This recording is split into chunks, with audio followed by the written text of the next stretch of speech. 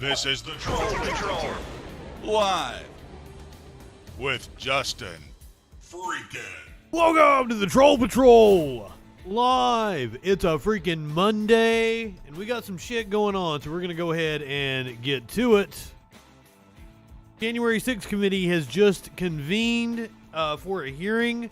They started about 10-15 minutes ago.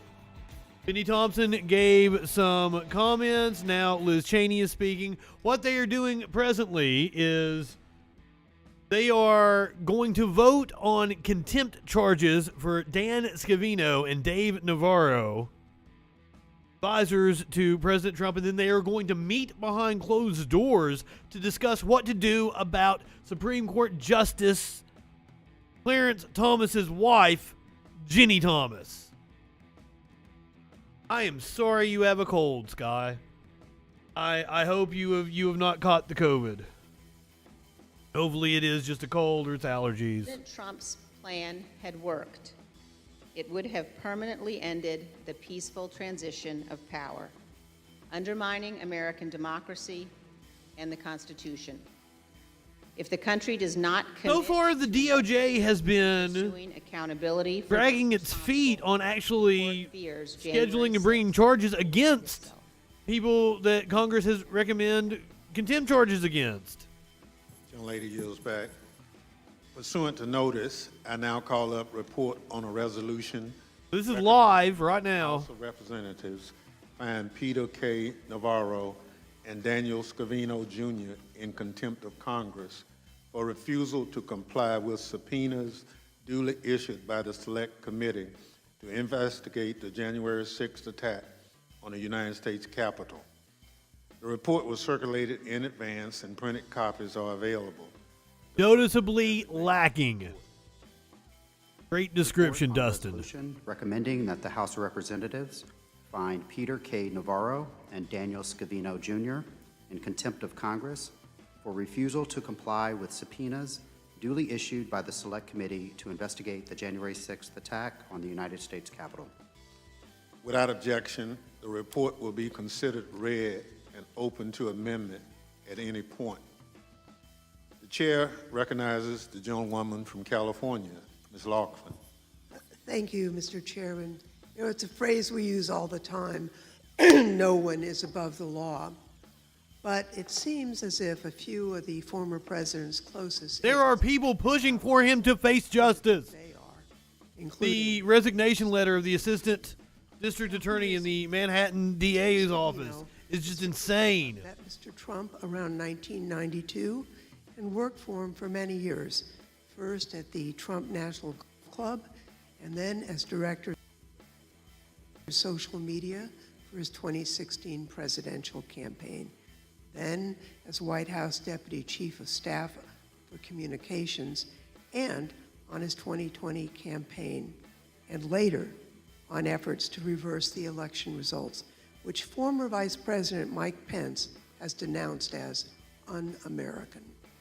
According to many published reports, everybody with a brain has denounced it as un-American. Closely with Mr. Trump to use social media to spread lies regarding non-existent election fraud. Well, I mean, non-wealthy refers to Trump as well. That motherfucker ain't got the money he says he does. For example, Mr. Trump's Twitter account praised a false report alleging election fraud, tweeting, and here's a quote, "A great report, statistically impossible to have lost the 2020 election." If Trump is not held to account, then we don't have law in this country. Will be wild. Mr. Scavino. I understand your cynicism, though. Domestic violence, violent extremist social media, and he did that on behalf. And I'm not high enough for this shit. This committee has reason to believe that doing so provided Mr. Scavino with explicit advance warnings of the violence that was to occur on January 6th. Now, Mr. Scavino may have shared these warnings of violence with Mr. Trump before January 6th. He reportedly attended several meetings with Mr. Trump and others regarding reversing President Biden's legitimate victory. Mr. Scavino was also with Mr. Trump during the Capitol attack, while Mr. Trump failed to immediately try to stop it, despite urgent bipartisan calls for him to do so. If you're just joining us, Senate Minority Leader Mitch McConnell this is rightly live. said that the public needs to know House of Representatives, this is the about what January 6th caused committee. and occurred on January 6th. Now, to inform both the American people and legislative reform proposals, this committee needs to speak with Mr. Scavino. He has to fulfill his legal and his moral obligation. The committee is voting to recommend testimony and documents charges against Dan Scavino, consequences. That's why we're taking Peter Navarro for today. contempt of In Congress. the United States of America, no one is above the law. This committee is doing its job. The Department of Justice needs to do theirs. I yield back, Mr. Chairman. Gentlelady yields back. Chair And recognizes Merrick Garland, where are you at? Illinois, Mr. Kinzinger. Thank you, Mr. Sup, Chairman. Kinzinger? And the Vice Chair mentioned with Ukraine, it reminds us that democracies aren't defined by bad days or bad things that happen, but how they defend it and how they come back from that. And that's the importance of this committee. So Dan Scavino Kinzinger looks like he put somebody's eye out with the tip of his hair there. became a longtime Trump employee and remains a true Trump loyalist. In the Trump administration, Dan Scavino served as director of social media and for its final 2 years as deputy chief of staff for Kinzinger might have been And as the startled, committee report notes, Dan Scavino and was his the spikes president are on January 5th and 6th. standing at attention, ready to take on By phone several times predators. on January 6th, and was with the president when many urged him to help stop the violence at the Capitol. He was Sorry. always, at all relevant times, a Trump and White House insider. Social media as a means of monitoring and shaping trends was Dan Scavino's core business. Reports tell us that Dan Oh, I almost OD'd on acetaminophen. extremist social Or media I did OD on acetaminophen. perceptions. There is 2 months ago, 3 months ago, something like that. information that Dan Scavino has that the select committee needs to know. I want to focus on one aspect of that, what Dan Scavino could tell us about what then President Trump thought was likely to happen on January 6th. Did the president know that the rally could turn violent? That his rhetoric on the ellipse could send an angry... I was gonna pause it and talk to you about being a pharmacy tech, but then I remembered, oh yeah, we're live on this shit. He had a fired up crowd. Did he know that they might take it literally when the next morning he told them to, quote, fight hard? Dan Scavino was there and could tell us a lot about that. And apparently he had to drop some F-bombs in order to get them riled up. We're going to talk about that here in a little bit, Dip. I've got a clip. It's unlawful and there is no excuse. Then President Trump asserted that he generally did his own tweets, but he acknowledged that on occasion Scavino helped to shape them. We know for a fact that Kid Rock said he did not do his own tweeting. With that in mind, let's take a closer look. On December 19th, 2020, Trump retweeted... Well, I would rather the kids shoot up drugs than schools. I'm just saying. Fight for Trump. And here it is. Where the fuck is it? January 6th. Oh, there we go. Then just 2.5 weeks off. Dan Scavino could tell us something useful about why Donald Trump retweeted that particular message. President Trump also retweeted a video titled, quote, How to Steal an Election. Among other things, it argued that COVID-19 was created to ensure that Trump would lose the election. And here's that one. QAnon had already retweeted that one by the time Trump did.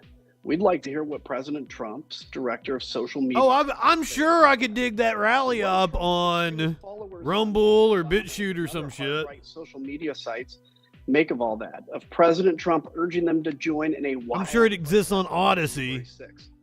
Some of his followers on the Donald Fringe site took it as marching orders. Dan Scavino had every reason to know that they would... I've got to show, after this, I've got to show you guys some of the comments I got on BitChute. Was well aware of what his boss wanted. And to the extremist violent users that use the site like Donald Trump, or like the Donald. Dan Scavino himself sent out a video that a user on the same site understood to be, quote, literal war drums. President Trump had by then been president for a full 4 years with Dan Scavino at his side. They knew that the January 6th crowd could turn violent. They knew exactly what they were doing, and the Select Committee needs to hear directly from Dan Scavino about his and President Trump's role in inciting violence that day. Thank you, Mr. I liked Chair. the Percocets. Those were my favorite. Gentleman yields back. Chair recognizes gentleman from Back when I did such things. Thank you to our chairman and vice chair for What's up, Adam? today. Our committee has a singular purpose: to ensure that our nation never again experiences the violence of January 6th, that there is never again an effort to overturn a presidential Molly election Percocet. Molly or to interfere Percocet. with a peaceful transfer Mask of power. off. Fuck it, mask That is off. our object.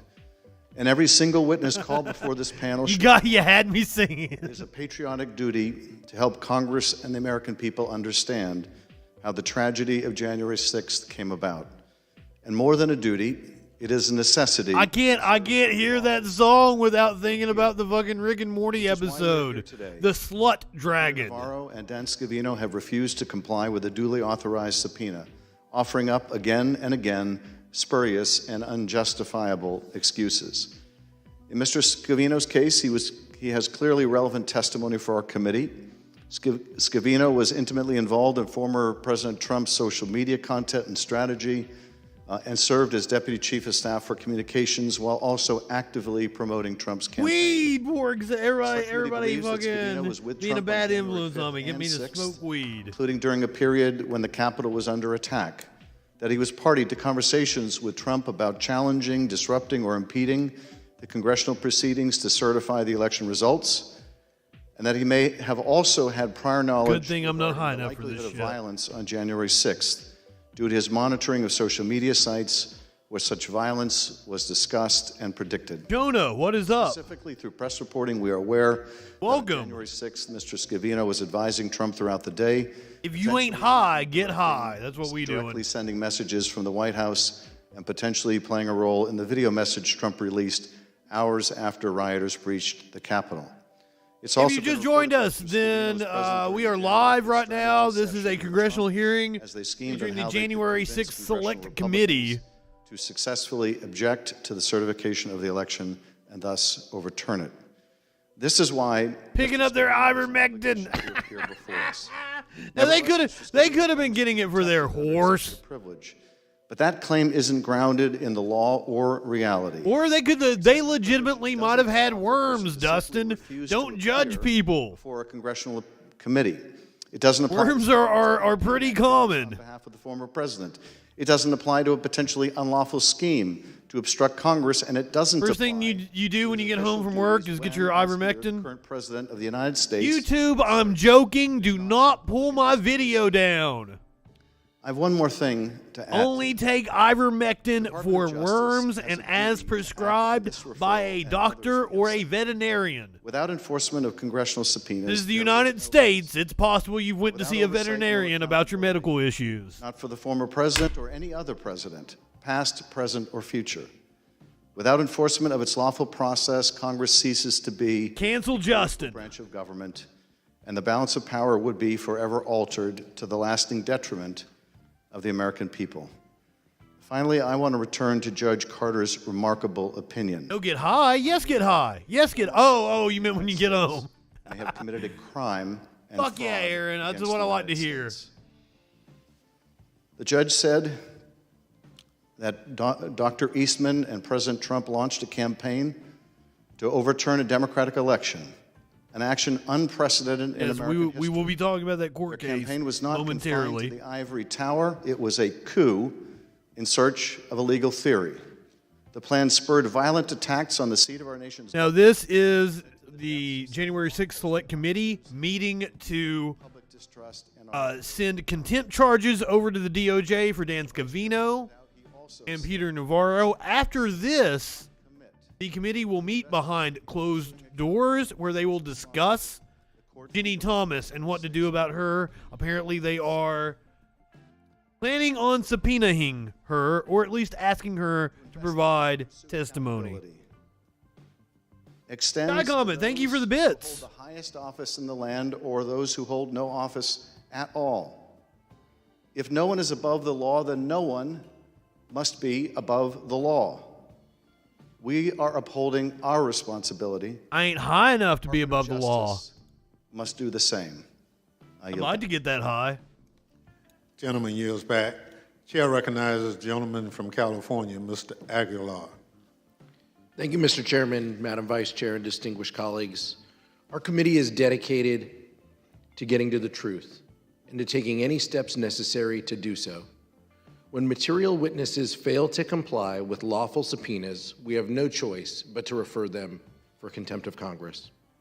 Peter Navarro's testimony is integral to our investigation, and despite the I thought that they had a sergeant at arms and that he was armed, or that they were armed, Mr. and they could just Navarro go out and yank somebody off the fucking is street. protected by executive privilege, but as I thought they had that fucking power. others have, You're fucking Congress. filed any case seeking relief from his responsibilities to comply with our subpoena. An economist with a PhD from Harvard, Mr. Navarro ran unsuccessfully for office in my home state of California for five times. He wrote several books on economics and trade, many of which Ran 5 times. He was brought on by the Trump campaign in 2016 Loser. to advise the former president on economic and trade issues. He was such an important advisor to the former president that an office in the White House was created just for him to oversee. The House Mace. Trade Council.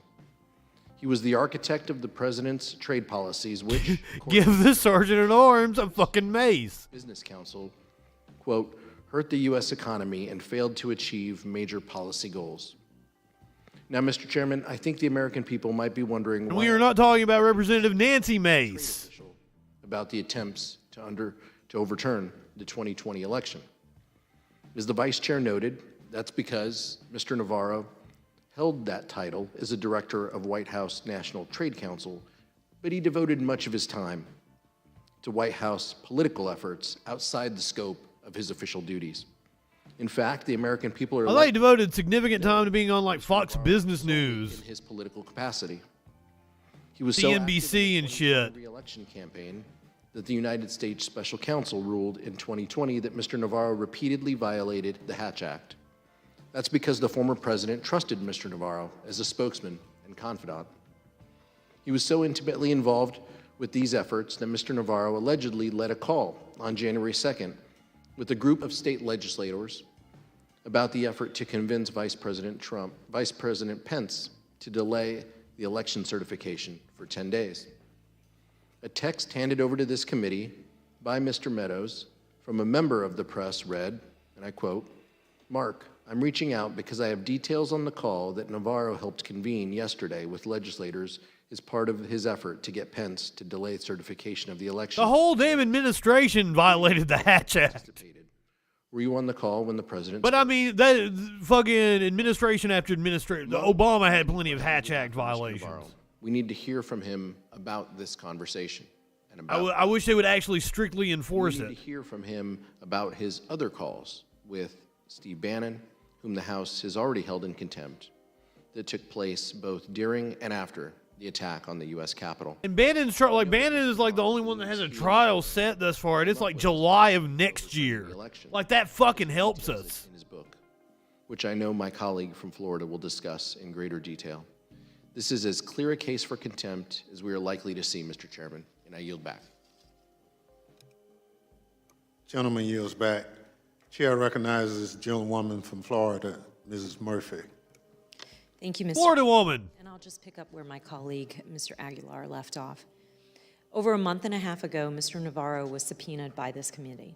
We sought documents and testimony regarding his efforts to discredit the election and to prevent the results from being certified. This information is central to our committee's inquiry. Mr. Navarro refused to comply, making a cursory claim of executive privilege. There are many reasons why this blanket assertion of executive privilege lacks merit as a matter of law and as a matter of common sense. Most fundamentally, neither the incumbent nor the former president has asserted privilege regarding Mr. Navarro's testimony or document production to the committee. And Mr. Navarro has no unilateral authority to assert privilege himself. Beyond that foundational flaw in Mr. Navarro's privilege claim, since the election, he has spoken and written widely about the precise subjects that are the focus of our subpoena. Clearly, Mr. Navarro is eager to tell his story as he sees it, so long as he can do so. He's eager to incriminate himself on live TV as well. In 2021, Mr. Navarro published a 3-part report on his website called the Navarro Report. In it, he makes allegations about election fraud that have been debunked. Furthermore, in November... I liked him better when he was the in Trump time guitarist for in Red Hot Chili Peppers. He took to change the outcome of the election. For instance, they're circa what, claims like credit for working with Steve Bannon 98, 99. They called the Green Bay Sweep. The core of this plan was to encourage Vice President Pence to delay certification of the Maybe that was Dave Navarro, my bad. January 6th, and to send the election back to state legislators. In his book, Mr. Navarro also writes what he called Attorney General William Barr. He also writes that he called Attorney General William Unpopular opinion among Chili Peppers fans. That's my favorite Chili Peppers album. To challenge the election results, which Barr declined to do. Notably, Mr. Navarro acknowledges that he kept a journal detailing this episode and other post-election actions he took. And finally, earlier this year, at the same time he was refusing to comply with our subpoena, Mr. Navarro made multiple media appearances during which he discussed his various roles in the events that culminated in the January 6th attack. I'd like to play a media clip right now. Can you please cue the clip? Here we go. This is exactly what I was talking about. Which is kind of interesting. It's like I have so much knowledge to share with you about what I was involved in and what I know. Given that you've told me that you have a plan that you push to delay or deal with the certification, you've told me 100 members back it, and you've said in public Trump was on board. If you say all those things out here, why risk a legal battle or going to jail to refuse to discuss them with the committee under oath? Because I have a loyalty to the Constitution and a loyalty to the president. The president has invoked executive privilege in this matter. It's not my authority to revoke that privilege. You say it's not your privilege to waive, but let's look That's the law. at No, how it's often the you've law. waived it. Let's look at some of the news you've made on these topics. Take a look. Former Trump advisor Peter Navarro is spilling the beans. We had over 100 congressmen and senators on Capitol Hill ready to implement the sweep. Peter Navarro. Right? The boss tells Pence to take my friggin' call. Navarro tells Rolling Stone it was about sending the vote back. Most or all of those states would decertify the election. It's from the same fucking interview. How do you expect people to take seriously your claim that this is secret and He's like, well, this is shit you said in the past, and they play clips from the same interview. Ari and Peter Navarro are wearing the same now, shit. Peter, like the dog is barked? The dog is barked! Thank you. He has so much knowledge to share with a journalist, but he refuses to share that knowledge in response to a lawful subpoena. Evidently, Mr. Navarro is only concerned with executive privilege, with keeping certain matters confidential when it's convenient for him. Unfortunately for him, and fortunately for the American public, that's not how the law works. No president, incumbent or former, has claimed privilege regarding Mr. Navarro's testimony and documents.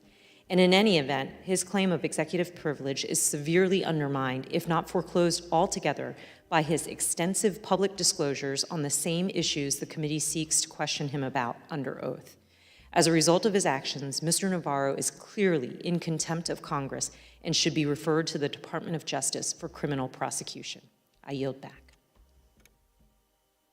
I got the giggles. I got the giggles. Man from Maryland, Mr. Raskin. Thank you, Mr. Chairman. My hero What up, Jamie? said the cause of America is the cause of mankind. And today, democracy is under siege all over the world. And just as we're working to defend and fortify democracy abroad, I thought the cause of America was racism. places we're working to defend. That's what caused all this. Here at home. I'm sorry. That triggers the conservatives when you say America was founded on racism. Had two coordinated elements that we've been able to see. You can't say that. One was a violent insurrection from it hurts their the feet. outside, infused by propaganda and disinformation, and led by domestic violent extremist groups like the Oath Keepers, the Proud Boys, the Three Percenters, the QAnon networks, the militia groups. But the other component was a secret campaign on the inside to replace our constitutional process governing presidential elections with a tissue of lies. And the wife of a Supreme Court justice was in on it. A mockery of American democracy. This is what the political scientists call a self-coup. It's not a coup against a president, like most coups, but it's a coup organized by the president against the constitutional framework itself. The two contempt citations we vote on tonight will go to persons who have critical information about both components of this assault on America and the coordination between them. Peter Navarro worked to overthrow the election by nullifying 79 electoral college votes cast by tens of millions of Americans who live in Arizona, Georgia, Pennsylvania, Michigan, New Mexico, and Wisconsin. Had his so-called Green Bay sweep, which, by the way, is an insult to Green Bay Packers all over the country, but had his so-called Green Bay sweep not been blocked by the bravery of our police officers, 150 of whom were injured, wounded, or hospitalized by insurrectionary violence, and by Vice President Pence's refusal to abandon his constitutional duties, this attempted coup would have, quote, permanently ended the peaceful transition of power in America, unquote, threatening the survival of democracy and the Constitution, as United States District Judge David Carter put it so powerfully in his remarkable decision today, rejecting the claims of Navarro's comrade in these efforts, John Eastman. We subpoenaed Navarro to produce documents by February the 23rd, 2022, and to appear for deposition on March 2nd. He has produced no documents and failed to appear for his scheduled deposition. Peter Navarro must be held in criminal contempt of Congress and the American people because he is acting with criminal contempt for the Congress and the American people. The American people want to know what sets him above the law. You know Raskin means business. His hair is wild tonight. In U.S. versus Bryan, that is unlike Kinzinger, who had the duty, which every person well-groomed within the jurisdiction of the government is bound to perform when properly summoned. The stylish In 2020, the Supreme Court emphasized that it is the duty of all citizens to cooperate with a subpoena. But Navarro invokes the words executive privilege, repeats the phrase over and over again, it is not my privilege to against wait. democracy itself, against the country. Magic wand to nullify the powers of the U.S. Congress, just like he... For the longest time, the right-wingers were like, well, nobody has been charged with insurrection. It wasn't an insurrection. College votes. Well, several members of the Oath Keepers, the 11 people have been charged with is in fact seditious conspiracy. But if the executive privilege is not seditious conspiracy, then neither, for the exact same reason, and by definition, is it his to assert in the first place. The Supreme Court has been clear that the executive privilege belongs to the President of the United States. And on February 28, 2022, the White House counsel notified Mr. Navarro that President Biden determined that assertion of executive privilege is not justified with respect to Navarro's effort to cover up the evidence of his participation in this assault on American constitutional democracy. So Navarro then appears to fall back on the vague assertion that the executive privilege here belongs to former President Trump, which is not only dubious, but entirely irrelevant, because our committee has not been given any attempted invocation of executive privilege by Donald Trump, either formally or informally, indirectly by Peter Navarro, or directly by Donald Trump. Nothing. There is plainly he just didn't show up of executive privilege here, either by the actual president or by any former president. And even if there were, even if President Biden tried to assert executive privilege for Peter Navarro, it would fail immediately because the privilege does not apply to private political business, much less to criminal activity like conducting coups or insurrections. On the Lawrence Welk show, dropping the privilege applies deep cut reference there. On government policy by advisors rendering confidential advice on matters within their domain of professional responsibility. Now, Peter Navarro was the White House trade advisor.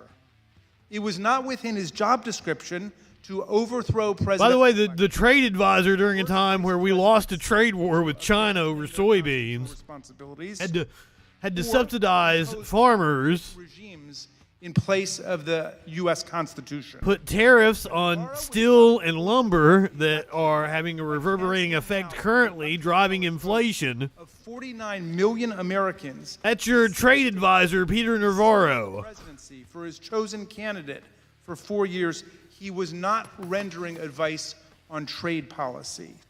We are not seeking documents or testimony from Navarro related to his official duties as trade advisor. And indeed, on a press call to announce release of his outlandish and cartoonish 3-part report on outright fraud in the 2020 election on his personal website, Navarro acknowledged publicly that he was writing as a private citizen and not as a federal government official. So please spare us the nonsense talk about executive privilege, rejected now by every court that has looked at it. This is America. And there's no executive privilege here for presidents, much less trade advisors, to plot coups and organize insurrections against the people's government and the people's constitution, and then to cover up the evidence of their crimes. The courts aren't buying it, and neither are we. Navarro insists only on adding insult to his contempt. More than a year after Biden beat Trump by more than 7 million votes, Navarro continues to spread the big lie that Trump won, and he says, quote, "Beyond any shadow of a doubt, this election was stolen." He brags about his work with Steve Bannon to apply pressure on Vice President Pence to do the wrong thing. He tells the complete story in his book, In Trump Time, and in his 3-part report, which was made up of titles In Trump Time? Immaculate Deception. Is that the name of the book, In Trump Time? How they tried to get Pence to abandon his constitutional duties and force the contest into a contingent presidential election under the 12th Amendment in the House of Representatives. And In Trump Time, that's the name of the book. He makes noises about the next insurrection. A year after the election was over, he said, if they want an insurrection, they keep pushing this, they're going to push the American people over the freaking edge. In Trump Time. The American people opposed the January 6th insurrection, and the American people oppose future insurrections and coups against our government. We are fighting to defend the institutions and values of democracy at home against coup plotters and insurrectionists, and we are supporting other democracies around the world under siege by autocrats. Oh, God, they're bullies stupid. And despots. You can get a hardcover copy for $13.99. Not a genius. You can get a Kindle version for $2.99. Freedom, the Constitution, and the rule of law against people who smashed our Look, it's got 5 stars. in the face with Confederate battle flags and tried to cancel out the results of our presidential election. These 2 men are in contempt of Congress, and we must cite them both for their The Rainbow Paintbrush is a fantastic title. for our laws and our institutions. I yield back. Gentleman yields back. Chair recognizes the gentlewoman from Virginia, Ms. Luria. Thank you, Mr. Chairman. And I want to thank my colleagues on the committee for their commitment to providing a full and factual accounting of everything that led to January 6th, the events of that day, and to ensure that The only people seeking out a Peter Navarro book are people that are going to be partial to Peter Navarro anyway. for 20 At years. 3,000 People in ratings. the military, that's what they say. They say they serve in the military. They serve the American people. Today I continue to serve, as we all do on this committee, When Mr. Scavino and Mr. Navarro entered the administration, they agreed to serve the American people. The president, who serves the American people, has a unique duty under the Constitution to take care that the laws be faithfully executed. And those that serve under the president, especially those closest to him in the administration, are integral to performing that duty to take care that the laws are faithfully executed, not to undermine those laws. Congress has a constitutional duty to investigate, and we have a duty to the American people to investigate the violent attack on our Capitol that attempted to prevent the peaceful transition of power.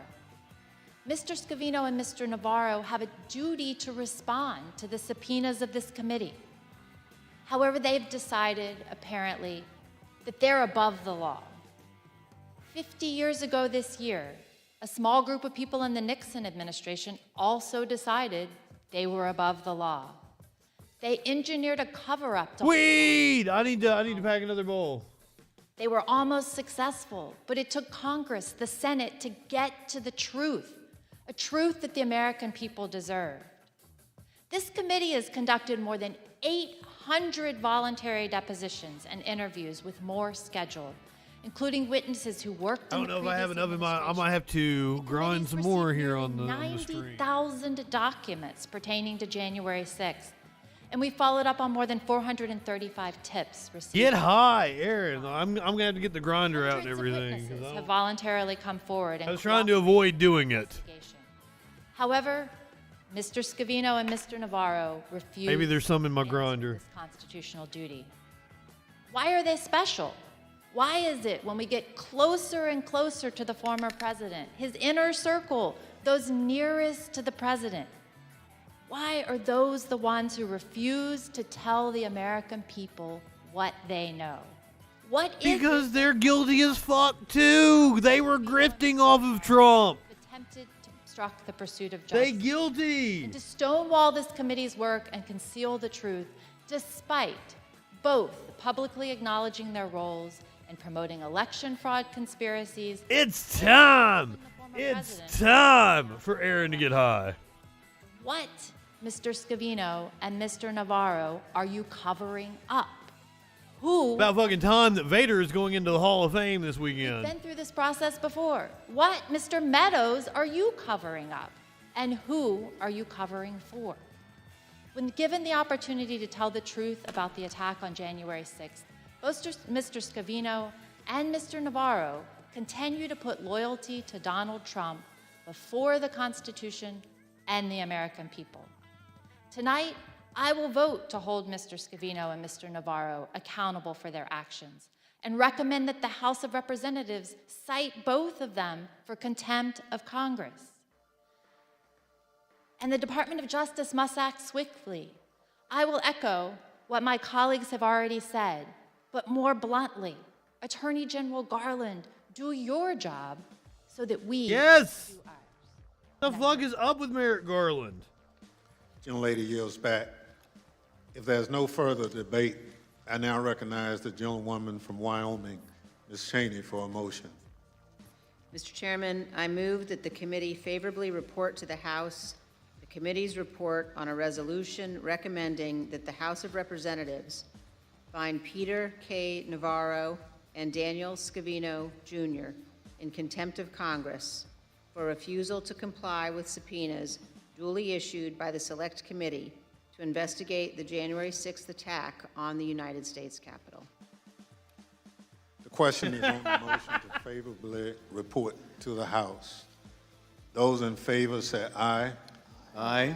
Those opposed— RB thinks Liz Cheney can cut a rug. Opinion of the chair, the ayes have it. Mr. Chairman, I request a recorded vote. A recorded vote is requested. The clerk will call the roll. Ms. Cheney? Aye. Ms. Cheney votes I aye. assume they all vote aye. Ms. Lofgren? Aye. Ms. Lofgren votes aye. Mr. Schiff? Why would we even need a recorded Mr. vote? Schiff votes aye. Just Aguilar? overkill. Mr. Aguilar votes aye. They each just had like fucking 5 minutes Murphy votes aye. to describe why they were in favor of the charges. Aye. Mr. Raskin votes aye. Mrs. Luria? Aye. It's unanimous. How's the Because of chair? course it is. Mr. Chairman, Now you are after this, they're going to meet in closed doors, behind closed doors, to discuss what to do about Ginny Thomas. Mr. Chairman, I didn't. And Mr. Kinzinger? Kinzinger votes aye. Kinzinger didn't get cast his vote. Oh, you left me out. You left me out. The clerk will report the vote. Mr. Chairman? I mean, I don't blame him. He's not going to be in Congress very much longer. 0 noes. The motion is agreed to. The vice chair is recognized.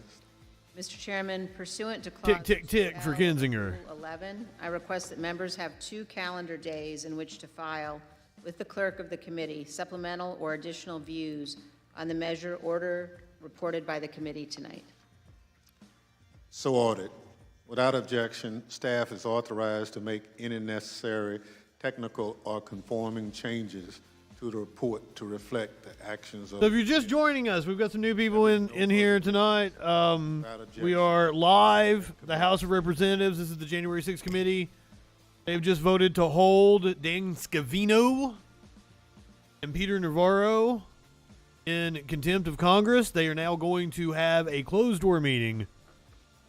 They're going to discuss the matter of Ginny Thomas, the Supreme Court Justice Clarence Thomas's wife.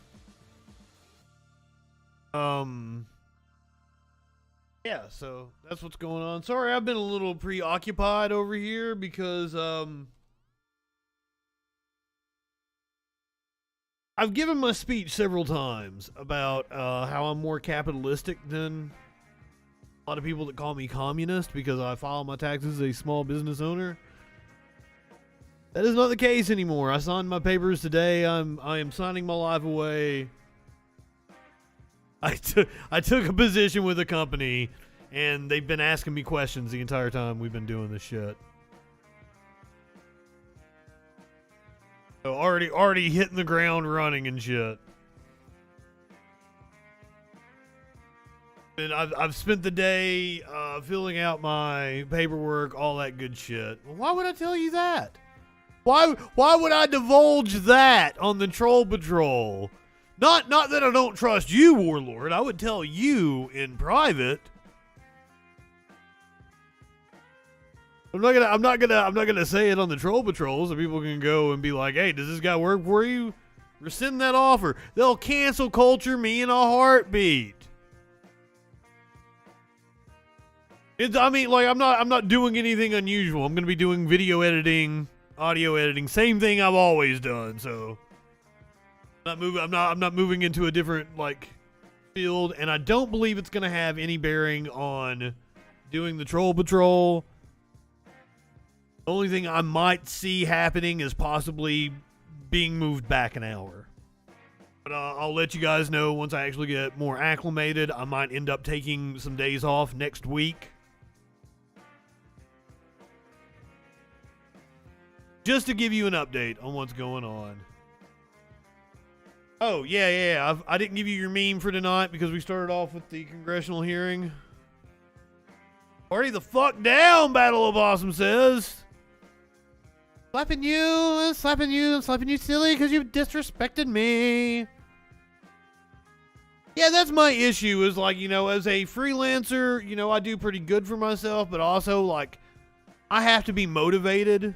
I don't just go sit somewhere on the clock and make money. I actually have to get up and do work. And a lot of times I don't want to do work, so this is actually I'm still gonna be working from home. Fortunately, I have to do it on they're sending me fucking 11 grand worth of equipment.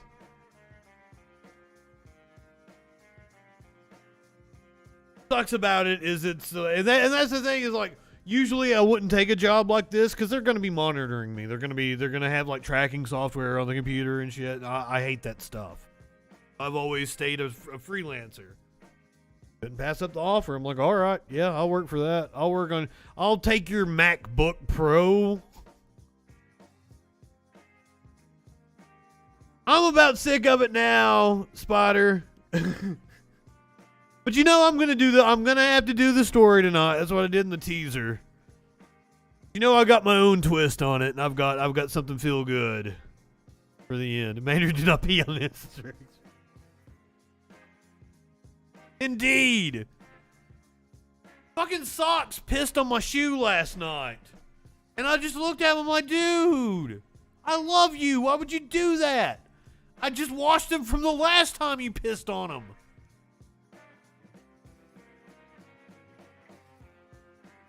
The cats don't usually piss on things. They're doing things to get my attention. Here's the thing, is after 5 years, it's been 5 years that I've worked from home for myself, had a little break where I did installs for a little bit, but predominantly 5 years. I have been here at home with these cats, and they run me. They get to do whatever the fuck they want. They have figured out ways to communicate to me what they want. And they will do these things that annoy the shit out of me until I give in and do what they want. Kevin's shoes now, indeed. These are 3 spoiled ass cats because they are used to me being here with them every goddamn day.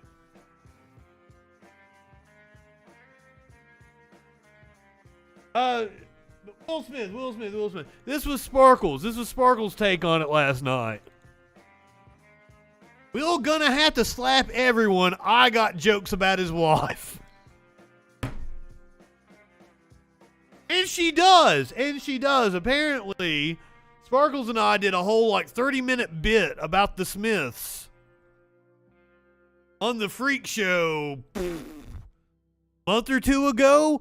I didn't remember it because I even she'd made some post, and this was before the whole thing last night. She had made a post about how much she hated Will Smith. And I was like, "What? Why do you have a problem with Will Smith?" And she's like, "We've gone over this. We did it on the Freak Show." Turns out I even clipped it. It's a clip on YouTube, and I don't remember it.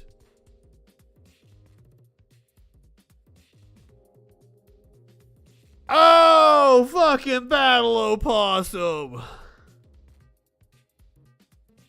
Oh. Battle Opossum says it's a sensitive subject. I mean, she can't even have her hair pulled while having sex with other people. I don't want to shame them for having an open marriage. That's cool. And Battle Opossum knows I'm a fucking swinger. He knows this firsthand. He fucked one of my girlfriends.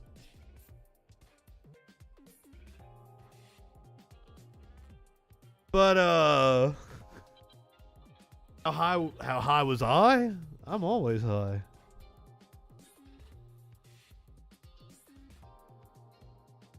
But I've got my own spin on it. I've got something like, if you stay for the whole show,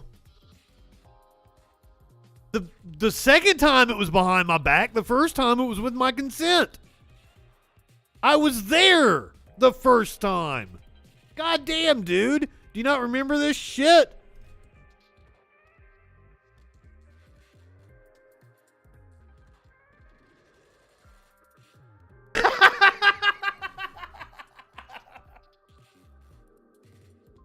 Oh, fuck, that is right, he said. I was there.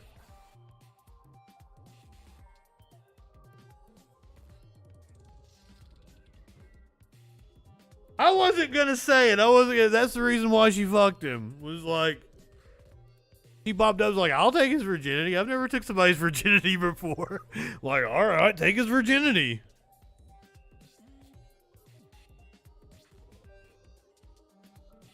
Well, it was a long fucking time ago. We getting old. A lot of shit has happened since then. And her kid pops into the chat from time to time. He hasn't in a while. He hasn't been in here in a while. But her kid will pop in here in the Troll Patrol. Her dad is the one that does the intro when I come on. The Troll Patrol live. That's him. I'm still close with her. So she deleted me off Facebook for I'm guessing she got back with her ex that wanted to kill me, so she deleted me from Facebook, but like, fuck off. Delete me off Facebook. We ain't friends no more. Apparently, it wasn't more memorable for the Virgin because he's the one that forgot.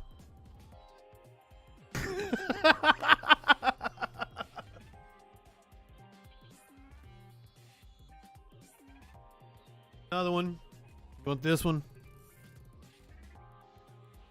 They say you can't hear pictures.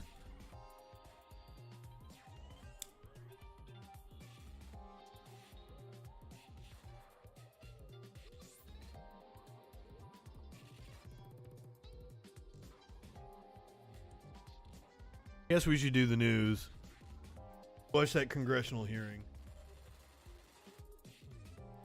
But now, like, okay, here's my plan was because I've been busy all day. I kind of half-assed the show.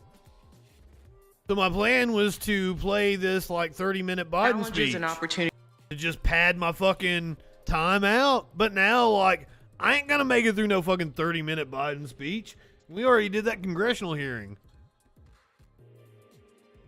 You want to just read the summation of fuck? Yeah, let's just read the summary of what he said today. Go to Axios. I'm sure they've got it nice and concise. Take us 3 minutes to read.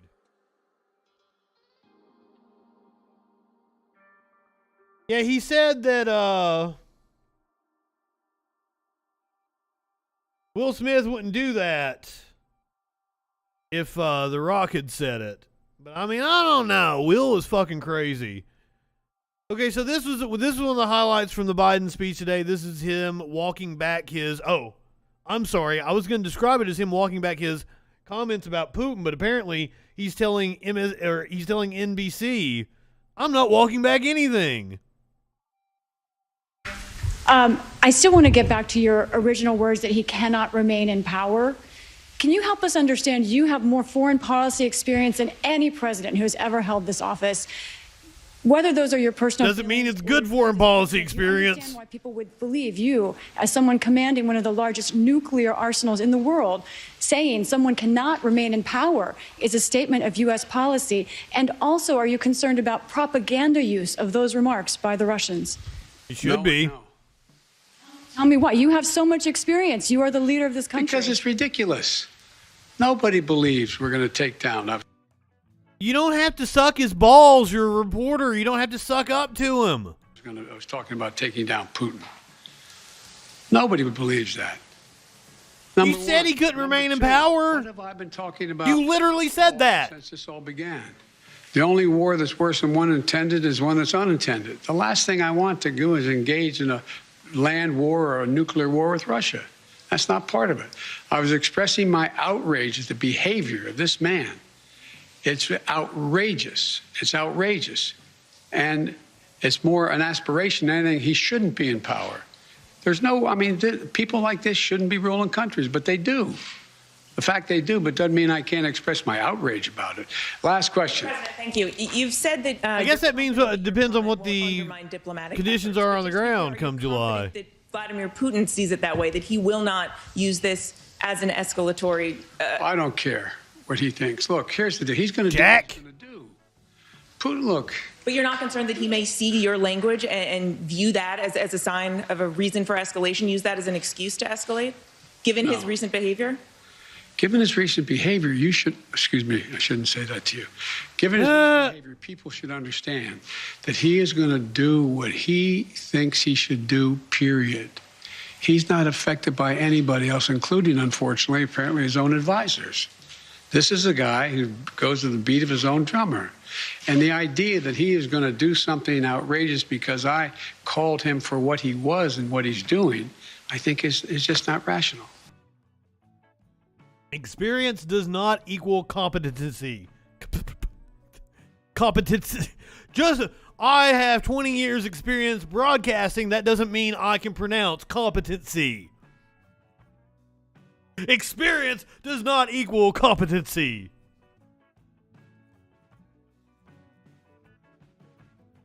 Biden's new budget ditches FDR-style spending ambitions. I am not for this, but this is something to throw up in the faces of any right-wingers that want to talk about how Biden is ruining the country.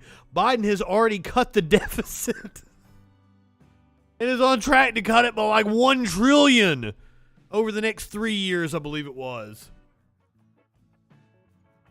Biden's new budget ditches FDR-style spending ambitions. President Biden released his first budget. He drew comparisons to Franklin Delano Roosevelt. I don't know why. Comparisons were seriously misguided. His second appears designed to keep him from becoming Herbert Hoover. The budget blueprint Biden released on Monday is an attempt to address the deep economic uncertainty caused by inflation. I love how he didn't even pass the first fucking budget. Now we're moving on to a second budget proposal. An attempt to address deep economic uncertainty caused by inflation and avoid an electoral wipeout in the midterm elections. Instead of transformational social spending, there's a smaller placeholder for projects to be named later. By focusing on deficit spending as a cause of inflation, administration officials are starting to parrot an argument by Senator Joe Manchin made in rejecting Biden's Build Back Better agenda. New programs that aren't fully offset can drive up prices. Meaning he is doing the bidding of the oil companies because that's who Joe Manchin is doing the bidding of. The president also wants to assure Americans he'll increase defense spending in the face of new threats from Russia and fund the police to keep Americans safe at home. The exact opposite of what we need. More imperialism, more money for fascist-ass cops. Come the fuck on.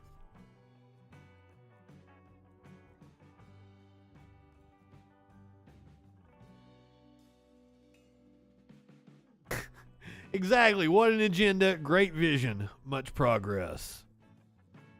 And the Pentagon spending was like 30% more than what the Pentagon even asked for.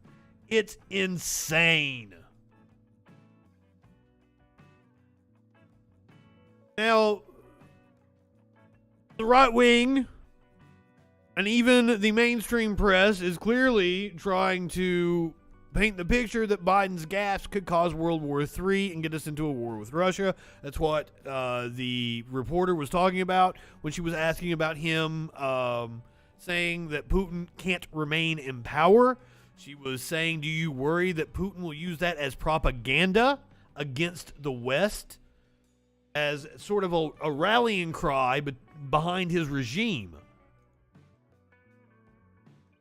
Here is where that talking point comes from. Fox News, where Kayleigh McEnany apparently thinks that Biden could gaffe his way into World War III. President Biden's disastrous Poland trip made headlines across the globe for all the wrong reasons. Disastrous Poland trip? Who called it a disaster? Who? Seriously, this is until I heard Kayleigh McEnany speak just now, I had not heard anyone say that his Poland trip was a disaster. The fuck is she talking about? And here's the thing is like the whole Putin can't remain in power. That was just to project strength, to appeal to idiots like Kayleigh McEnany on Fox News. Reasons. The White House was forced to walk back some of the president's most stunning off-script moments. Take a look. We will have a different future, a brighter future, rooted in democracy and principles, hope and light, of decency and dignity, of freedom and possibilities. For God's sake, this man cannot remain in power. If chemical weapons were used in Ukraine, would that trigger a military response? I can't imagine that wasn't scripted. It would trigger a response in kind. You know, with the Ukrainian people. A lucrative trickle-up revenue stream for the wealthiest 5% of the population through defense contractors. Absolutely is. And you're going to see when you're there, and some of you have been there. You're going going to see when you're there, Harris, he says to the 82nd Airborne, as if suggesting they're going into Ukraine. That was walked back. The chemical weapons comment walked back. And then the infamous one, you talked about it on your show, of course, the assertion with Russia that we're for regime change. I mean, wait, who was that panel she just brought up? Into World War III if we're not careful here. Was Peter Navarro on that panel? Way into being obsolete. Mm-hmm. No one's going to care what we do because it won't matter, because they can't trust what's coming out of his mouth, because every time he says something of substance, it would seem, even though it's, opposite of what everybody would anticipate inside the White House, they don't try to own it. They don't support their boss in a way that turns it into strategy. Look, No, Flash. No. Nope. Huckabee Sanders is running for governor of Missouri? Fuck, what state was it?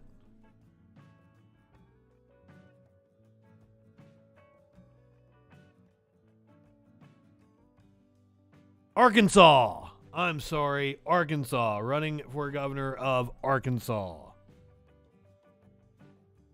I think Jay Johnson, formerly of the Obama administration, got this right. I think you own this. I think and McEnany came out the best of all of them. She's on the most mainstream network, and she was the one that was there when the fucking wheels were coming off, when the insurrection happened.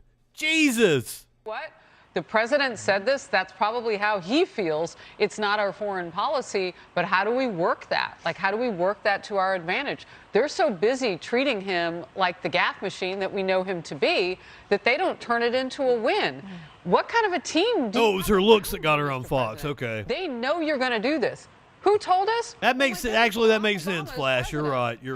He knew it with the BFD thing, with the passing of health care. I tried to clean that up as much as possible, but it was Biden who said it on a hot mic, right? Oh, this is a da-da-da-da-da-da-da. I mean, everybody sees it.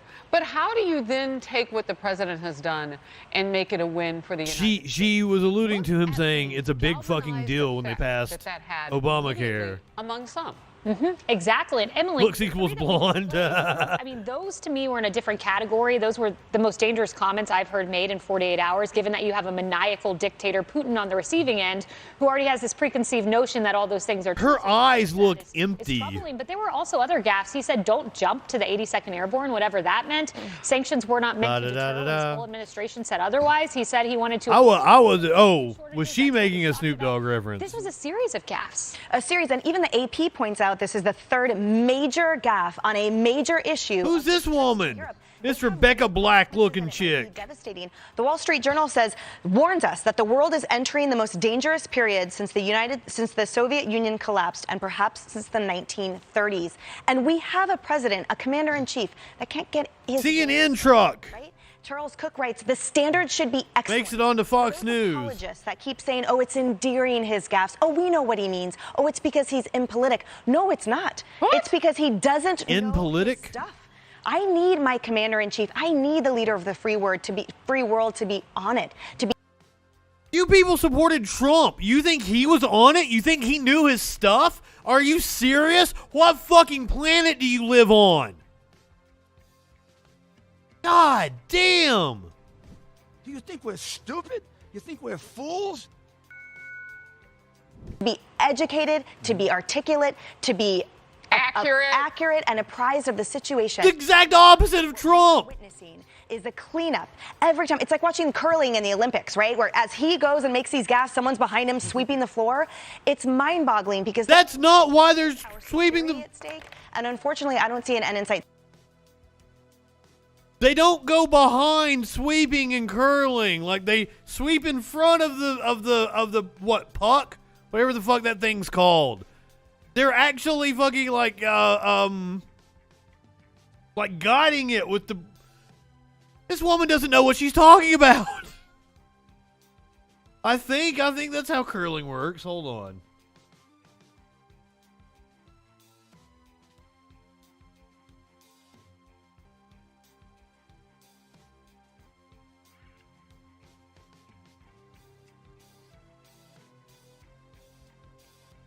Men's curling from the Olympics. Yeah, they're smoothing the ice. Oh, it won't let me play it on this device. So what the fuck is that shit? Come on. All right. A stone. I think you're right, Flash. All right, we got to the bottom of this. She's wrong. I was correct on that. I don't even know anything about the fucking sport. So when you said there's sort of a remedy that needs to happen, an accountability that needs to happen, it's going to be at the ballot box. Yeah.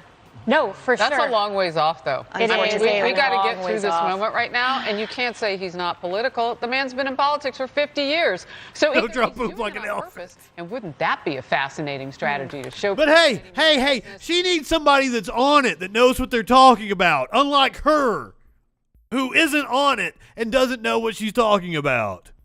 Or he really is the biggest human gaffe machine, and his team is not helping him. No, not at all. And to the point of his team, Trace, they're calling these, many in the media, clarifications. The White House staff clarified on background, but to the point of my former Oh, that's colleague, not Peter Stephen Miller, he said Navarro. this I'm is sorry. more like contradictions than clarifications. Yeah, it's really almost like the president is constantly being reprimanded by his own people. And, the president speaks, and then we have to wait for the advisors to come out and tell us what the president meant during that speech, which is kind of awkward for the president. You talked about, Kaylee, the whole montage thing. Remember, the reason he said that was to try to show that he was being forceful to people like Fox News. Fox News took it and made it a detriment to Biden. God damn it. Stop trying to appeal to conservatives. Democrats, you stupid fucks.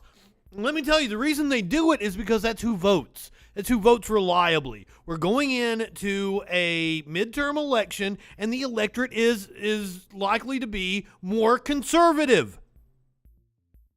What I tell my hard left friends, they're like, we voted for the Democrat, and see, look what happened. I'm like, you got to keep doing it. The reason why the Republicans get what they want is because they vote. You can't just vote once and throw your hands up. You've got to always be applying pressure. You've got to keep voting. You've got to always be fucking emailing your congressman, your senator.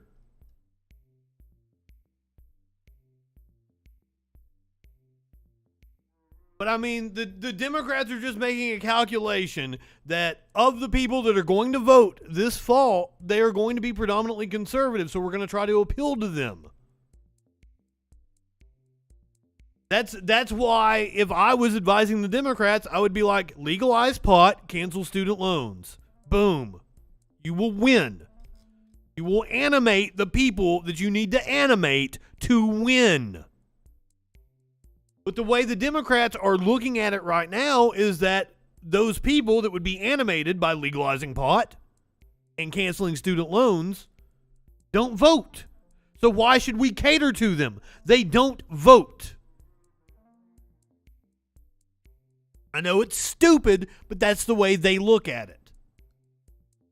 And how it didn't include things like the sanctions and stuff, nor did it include when a couple of months ago he was talking about just a small incursion. She always looks like she smelled something. And we never really did get a response or reply. Like somebody is microwaving fish in the break room. What does it mean when he says chemical weapons are being used? If they're used, we would reply in kind. The definition of that would be with equal force, and they really haven't cleaned that one up because some. She was like sewing or something. I want to steal this quote if I can from the Wall Street Journal. They say, quoting here, the same critics who are lambasting Mr. Biden helped to hide his obviously fading capacity in the 2020 campaign. No. It's pronounced Tolkien.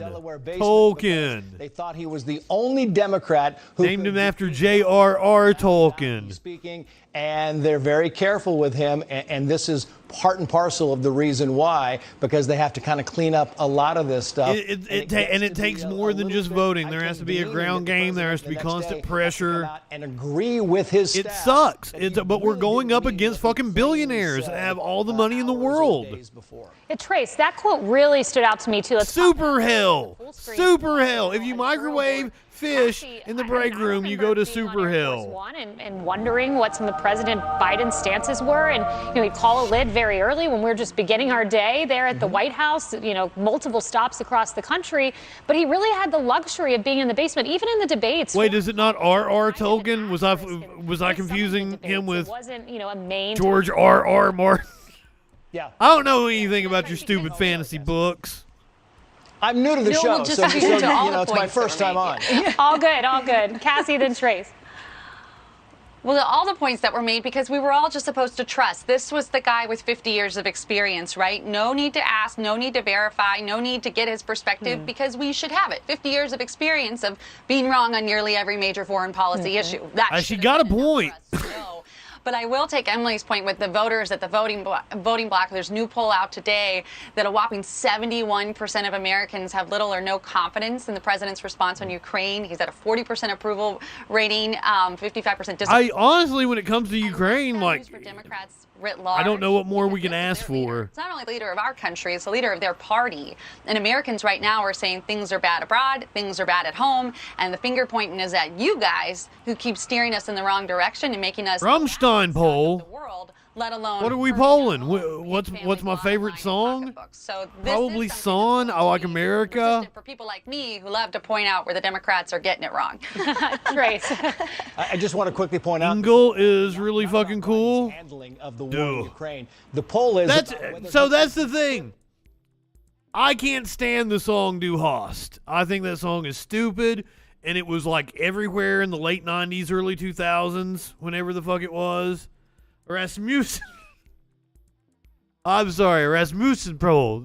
I fucked that name up. Rammstein. For the longest time, I wouldn't listen to Rammstein. When I finally gave him a listen about 2015, 2016, somewhere along those lines, I'm like, oh my God, these guys are fucking amazing. Holy shit. I've been missing out. Still hate the song Du Hast, though. But I'm that way with many artists. Like, the song that makes it big on the radio, I fucking hate. I'll despise it, and then I won't give the band a chance. Fucking, that was me. System of a Down, man. I hated Chop Suey. It wasn't until I listened to Still This album all the way through. I'm like, fuck, these guys are amazing. I love them. And now I can listen to Chop Suey. I fucking love it. They're making a documentary about Rasputin, or maybe it's a drama. Docudrama or whatever the fuck about Rasputin. I know that I'm into it. I don't give a shit.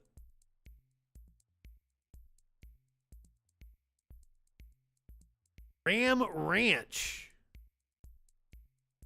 Ram Ranch.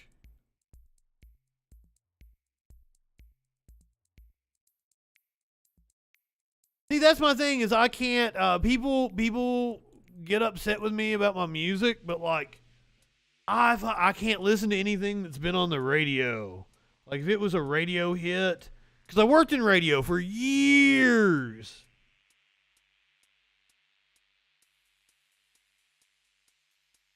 This song by Grant McDonald, is that what is that what you're talking about? Ram Ranch?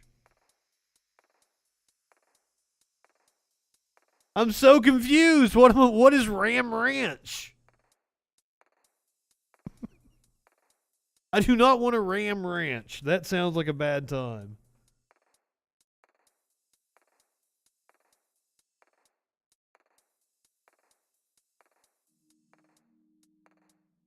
The song by Little V here?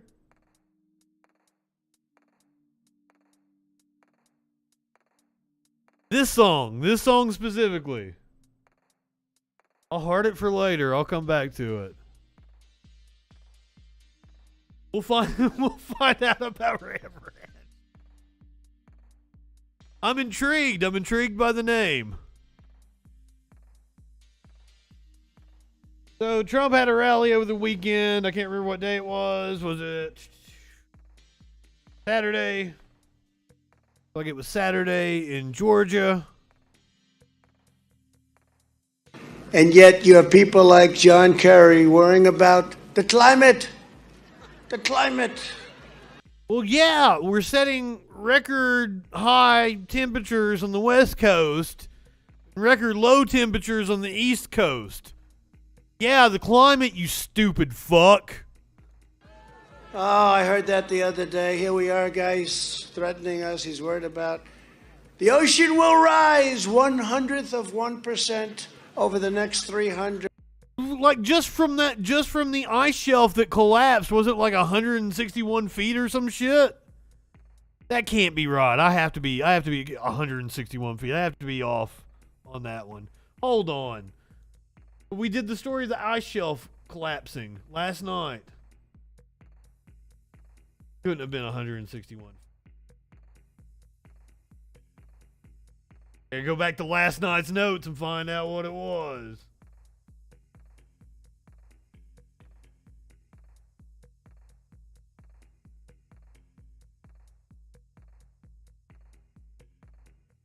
Good thing I post them on Patreon. If you subscribe for $1, get all of my notes that I use every night. Just $1 a month on Patreon. You subscribe for a little more, and I'll give you a little other this and that.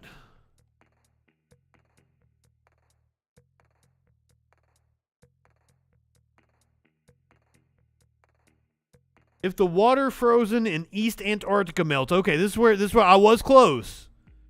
It wasn't just this ice shelf though. If the water frozen in East Antarctica melts, it would raise sea levels more than 160 feet around the world.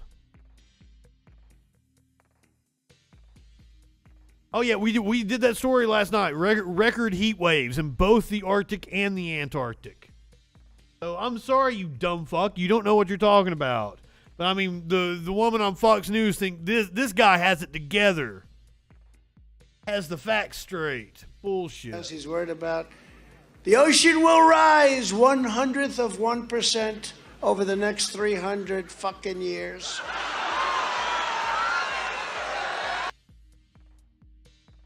That woman's face. Over the next 300 fucking years.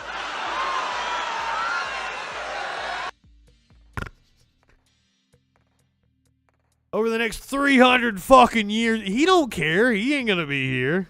Here we are, guys, threatening us. He's worried about the ocean will rise 1/100% over the next 300 fucking years. She just saw fucking Jesus.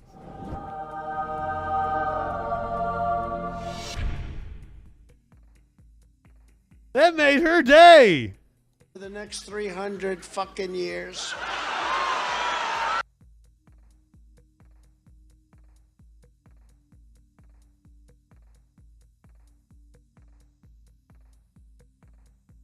Just gonna let that sit there for a little bit.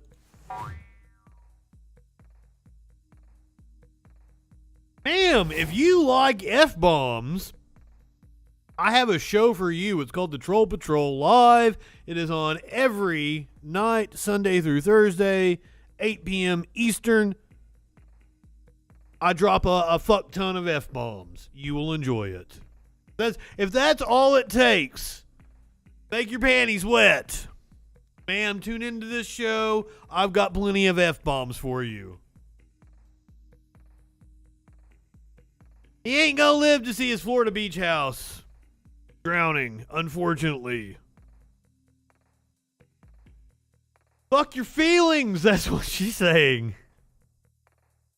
Oh, god damn.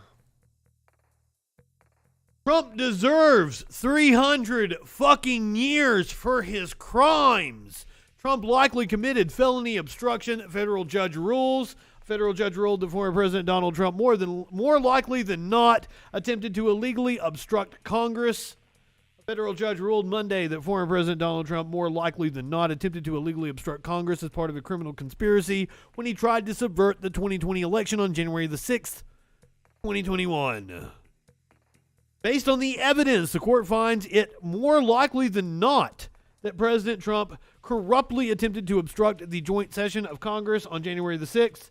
This is according to U.S. District Court Judge David Carter. Carter's sweeping and historic ruling came as he ordered the release to the House January 6th committee of 101 emails from Trump ally John Eastman, rejecting Eastman's effort to shield them via attorney-client privilege. Eastman used the email account of his former employer, Chapman University, to discuss political and legal strategy related to efforts to overturn the 2020 election, and had sued the select committee to prevent them from obtaining the emails from the school. Chapman University spokesperson Cerise Valenzuela Metzger said the university would comply with the court order, and Eastman said in a statement through his attorneys he would also comply. Carter, who sits in federal court in California, said that the plan Eastman had developed was obviously illegal and that Trump knew it at the time, but pushed forward with an effort he says would have effectively ended American democracy. You would think this would be getting a little more coverage, wouldn't you?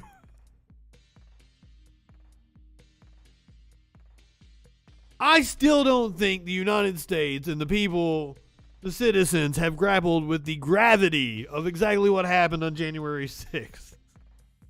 And that they're gonna do it again.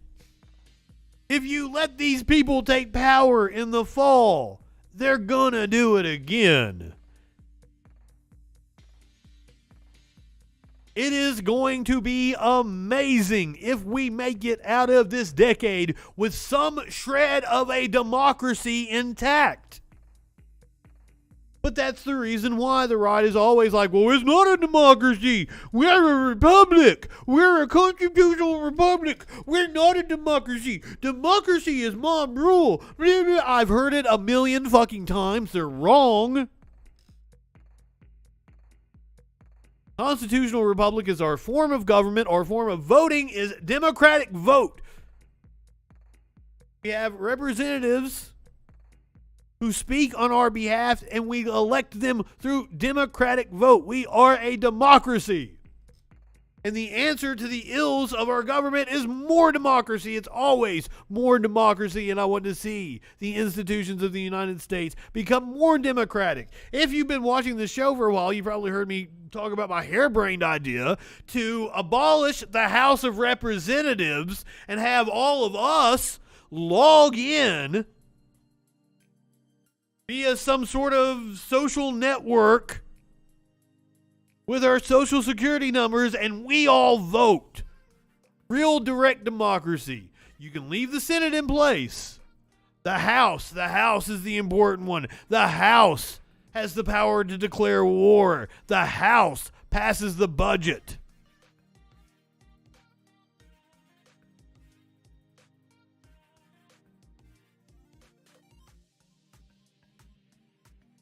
More democracy. I'm for it.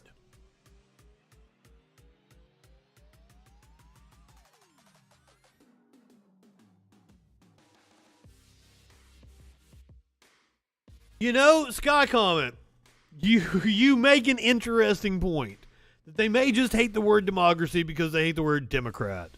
Because they it sounds so much like Democrat. And you're correct. You have to think. You have to think like a little rat. With his little rat brain. That's another reason why I couldn't be a right-wing commentator, is just because I can't make myself see it from their perspective. I can't lower my IQ 50 points to think about the reaction they would have to something. Speaking of shitty-ass Democrats, the lieutenant governor of New York is apparently under investigation by the feds. We have a CBS News hit. New York's lieutenant governor is the focus of a federal investigation, and it could have an impact. I just said that. CBS 2 political reporter Marsha Kramer says the probe has led to the indictment of a Harlem real estate developer who is a longtime supporter. Confetti fell and spirits were riding high last month as New York Democrats picked their nominees for governor and lieutenant governor, Kathy Hochul and Brian Benjamin. I truly want to thank you for this honor. Now there is concern about the ticket amid reports that the feds are investigating Brian Benjamin's role, if any, in efforts by a longtime supporter, Harlem real estate investor Gerald Migdal, to funnel illegal contributions to Benjamin's campaign for city controller last year. Migdal has been indicted on charges of concealing and misrepresenting dozens of illegal contributions to Benjamin, and now the feds are reportedly trying to determine what role, if any, Benjamin played in efforts to raise money. Benjamin has not been accused of any wrongdoing, and a source close to the lieutenant governor insists he's not a target of the probe. But political consultant Hank Shonkoff says Democrats have some tough decisions to make and need to talk turkey to Benjamin. Tell us the truth, Brian Benjamin. If you can't, you've got to go, because we've got a lot at stake. State Senate seats in Long Island, state Senate seats in other parts of the state, and the governorship. All this comes as a good Lord, if he was a Republican, he could have his fucking wife talking about how, like, he abused her and her children, and he would still be running. But it's a whole different story if former Governor Andrew Cuomo runs. It's Hochul 38, Cuomo 30, Suozzi 12, Williams 7. No fucking way he's gonna run. He fucking will, won't he? He fucking will. He fucking will. Andrew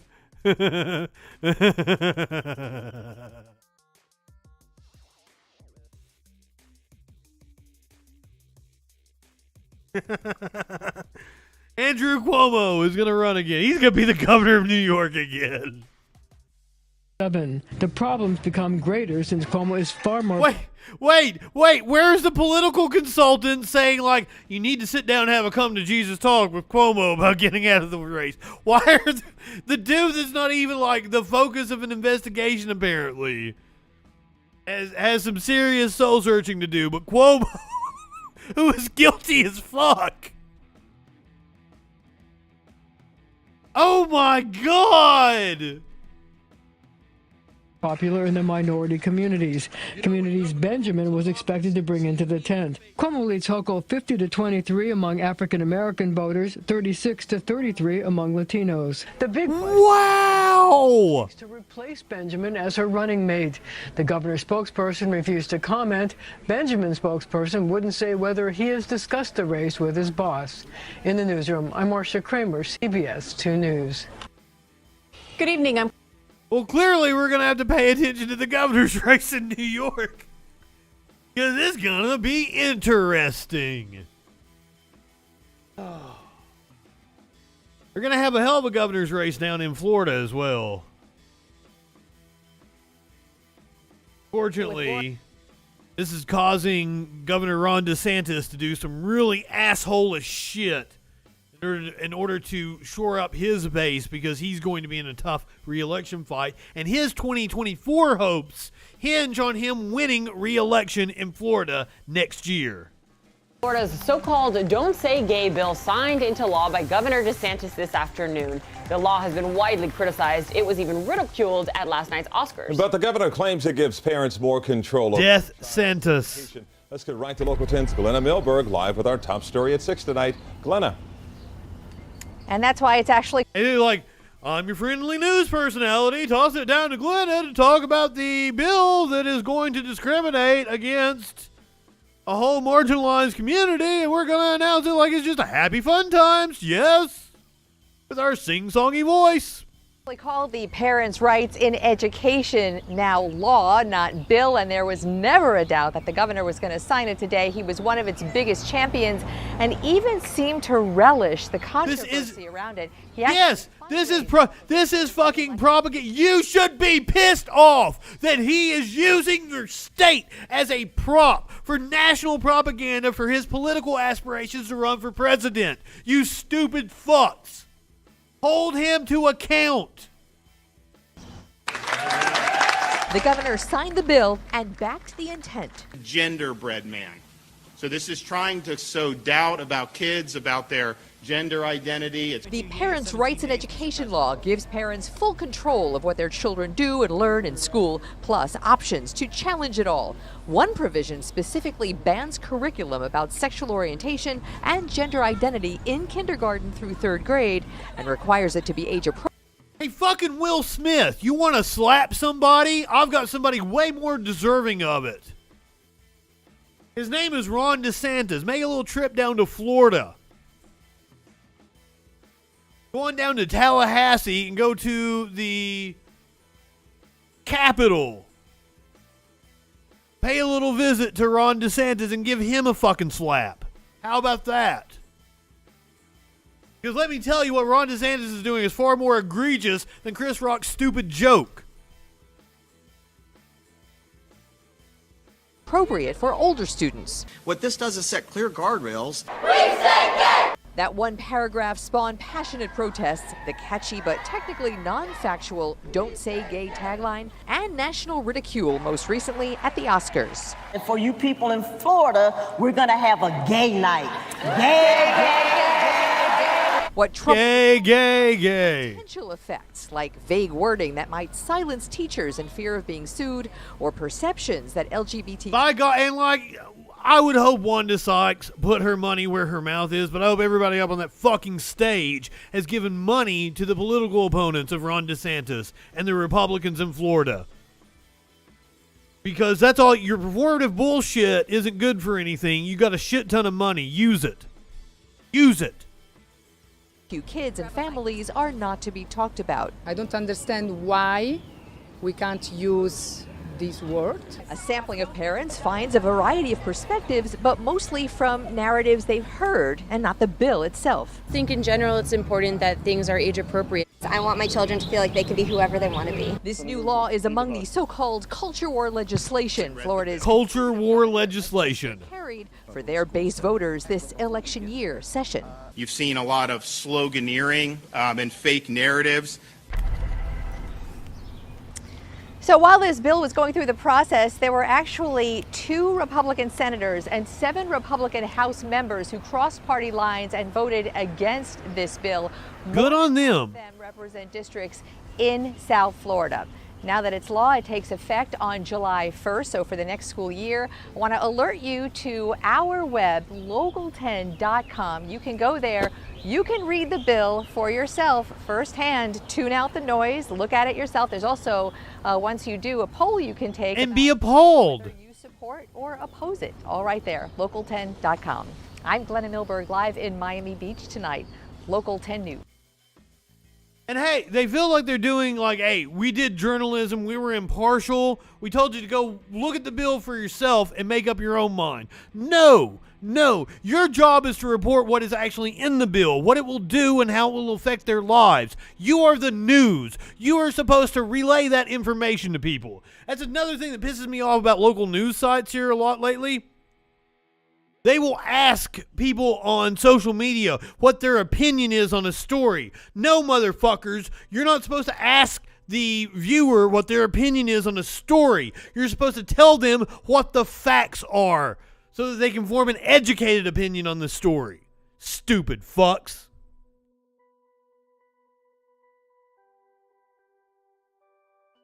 Really is the most penis state. You think if that was they could be for it, or they could just be they could be wanting to be super impartial to the point of absurdity. LG WPLG. See if it's owned by Sinclair or Nexstar. Those are the really conservative conglomerates.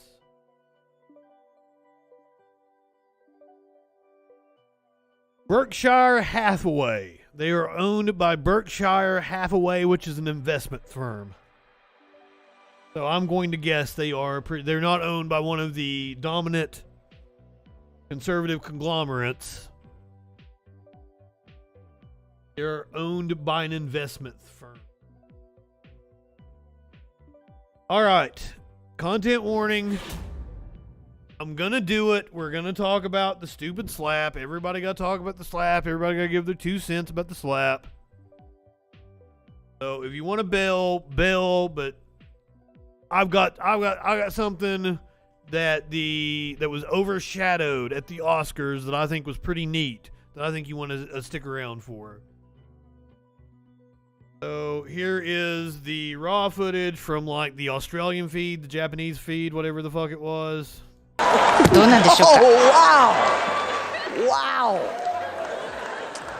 Will Smith just smacked the shit out of me. He sure as fuck did. Now, like, apparently, I didn't watch this bullshit. Apparently, the American version, all of this dialogue is edited out. So it's just a slap and then they cut to something.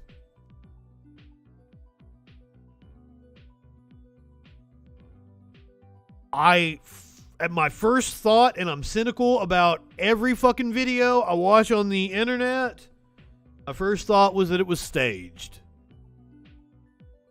Still possibly, 15% could believe it was staged.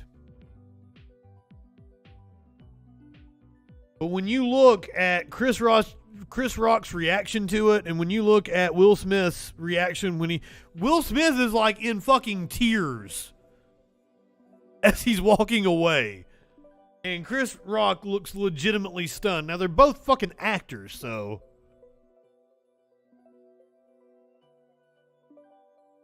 Will Smith looks fucking psycho, yes. We'll watch the slow-mo here in a second, and you can see what you think. Oh, wow. Wow. Will Smith just smacked the shit out of me. Keep my wife's name out your fucking mouth. Wow, dude. Yes. It was a G. Look, he has that look in his eyes right there. Like, he's lost it. Now everyone is talking about this, and then like, hey, I'm going to show you the biggest piece of evidence that would confirm that this was a work, as a wrestler would say. G.I. Jane joke. Keep my wife's G.I. Jane のジョークだったんです。 fucking mouth. I'm going to, okay? Okay. That was He seems genuinely shook. テレビ史上最高の場面でしょうか。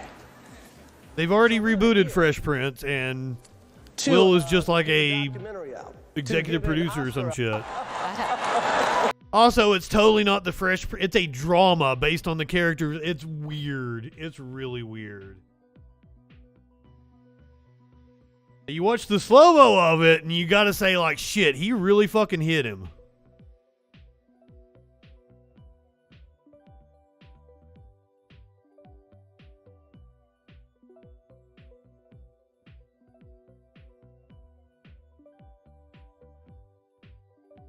He really reacts to it. He looks fucking shocked. Now, also, I want to say, like, they're fucking friends. I'm pretty sure there are many a picture of them together. And see, look, like, Chris Rock is like,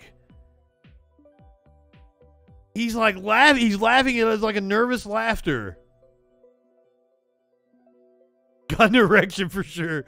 I saw one meme that said, this is it was referring to Chris Rock. He's like, oh shit, this is a kink I didn't know I had. And see, like, Will right there looks like he's kind of like laughing, but also he does lean in. I've seen wrestlers break it down. Marty Jannetty broke it. Now, Marty Jannetty confessed to murder on Facebook, but Marty Jannetty broke it down and said it's a work.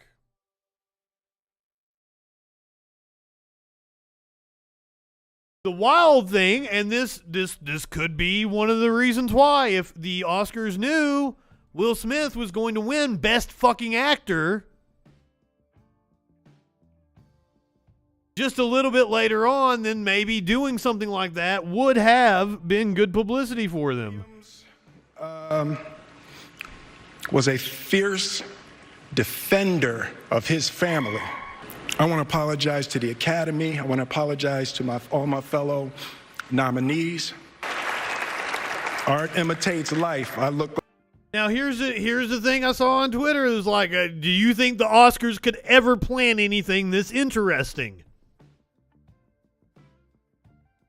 They have been shit at publicity in the past. The Oscars have been horrible. Like the crazy father, just like they said. I look like crazy father, just like they said about Richard Williams. But love will make you do crazy things. Thank you. Hope the Academy invites me back. Thank you. That's probably a better joke than Chris Rock came up with afterwards. Apparently, if you notice, Will did not apologize to Chris there. La La Land won. No, Coda won. I'm gonna watch Coda this coming weekend. Watch West Side Story with Sparkles on Saturday. I enjoyed it. It was pretty good. Smith apologizes to Chris Rock for the Oscar slap. This happened like right as I was coming on. I was out of line and I was wrong. Violence in all of its forms is poisonous and destructive. My behavior at last night's Academy Awards was unacceptable and inexcusable. Jokes at my expense are a part of the job, but the joke about Jada's medical condition was too much for me to bear, and I reacted emotionally. I would like to publicly apologize to you, Chris. I was out of line and I was wrong. I am embarrassed, and my actions were not indicative of the man I want to be. There's no place for violence in a world of love and kindness. Now, if you guys are correct in calling it a ploy, then here is the evidence that it was indeed a ploy. Oscar ratings jump 56% from last year's record low. At least 15.3 million people watched Sunday's 94th Oscar Awards, according to preliminary figures from Nielsen, up from 9.85 million people that were counted in immediately following last year's show. Still the second smallest Oscars audience in history.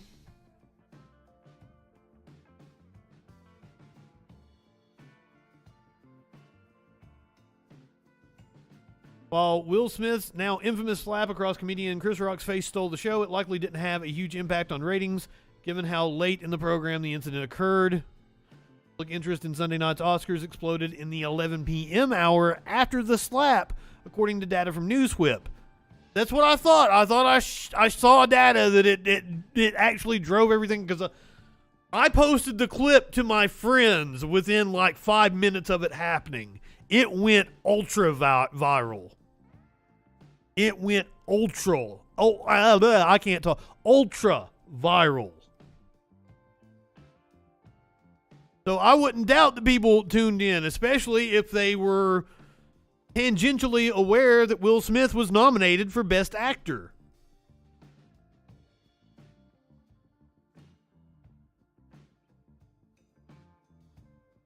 But you know, I'm not going to do this story without, first we're going to hear from a right-wing nut job about the story. His name is Jeremy.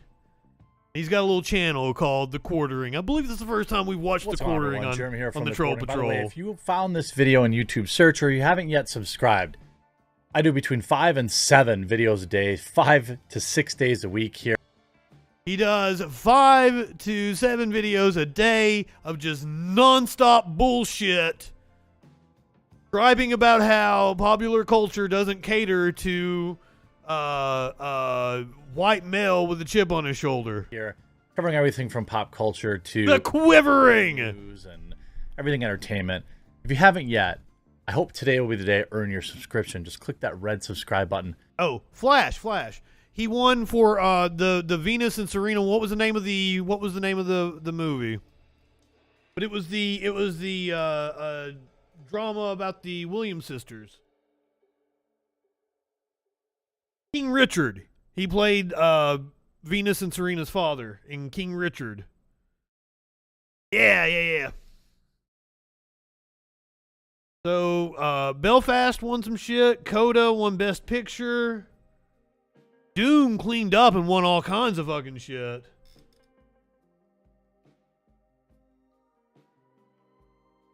So I'm definitely going to watch Coda, definitely going to watch Dune. I'll try to do both of those this weekend, but also this coming weekend is WrestleMania.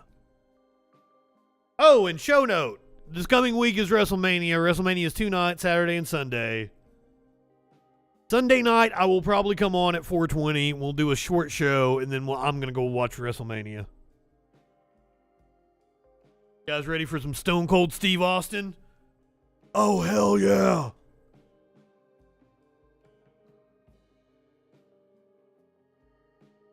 The movie was titled, I'm Gonna Slap You, Sucker. All right, the quartering, he wants to win our sub. He wants to win our sub. So guys, let's go into this with an open mind. Let's give Jeremy a chance. Let's see if he will win our sub. Down below the video, I would greatly appreciate it. It helps me greatly appreciate it. Easier. It lets YouTube know people actually like my channel or the content. Now, I've covered the Will Smith stuff quite a bit today. You all seem to be liking it. It's fun to cover because it's just... I got a shit ton of clicks on it, so here, let me make another video about it, because that's money, money, money. It's got so many great layers. First of all, the whether or not it was real. I am still very convinced that it was real. I know some people are still hanging on, but I think as we collect more and more information, it was definitely real. Second, the hypocrisy of it all.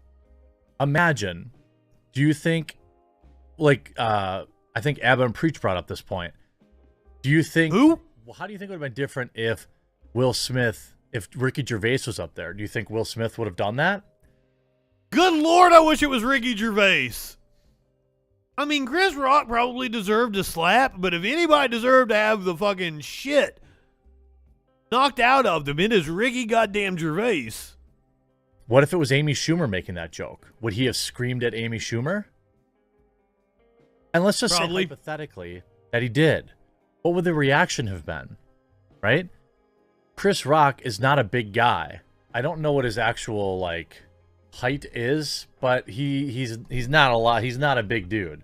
Will Smith is like 6'2", 6'3". He's probably 2.25. I think Jeremy's saying he could take Chris Rock. Chris Rock is 5'10". Okay, that's not like that short.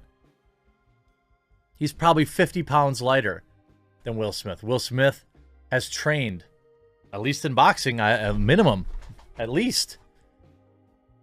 I mean, they also cursory training in boxing for the Ali movie, I'm sure. The reason we don't talk about, why it's so taboo for men to do that is because we have a huge size and power and physicality advantage. Well, Will Smith has a huge... I'm not calling Chris Rock a woman. I'm just saying there is a huge discrepancy between size and... Who knows where he's going with this? If you've never seen the quartering before.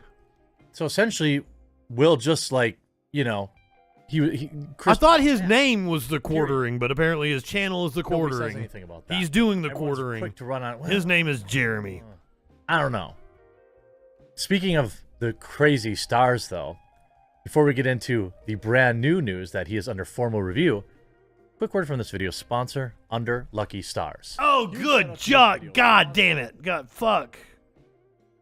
Message star maps and use, quote, the Academy condemns the action of Mr. Smith at last night's show. A spokesperson for the Academy of Motion Pictures and Sciences shared, according to a report from Variety. We have officially started a formal review around the incident and will explore further action and consequences in accordance with our bylaws, standards of conduct, and California law.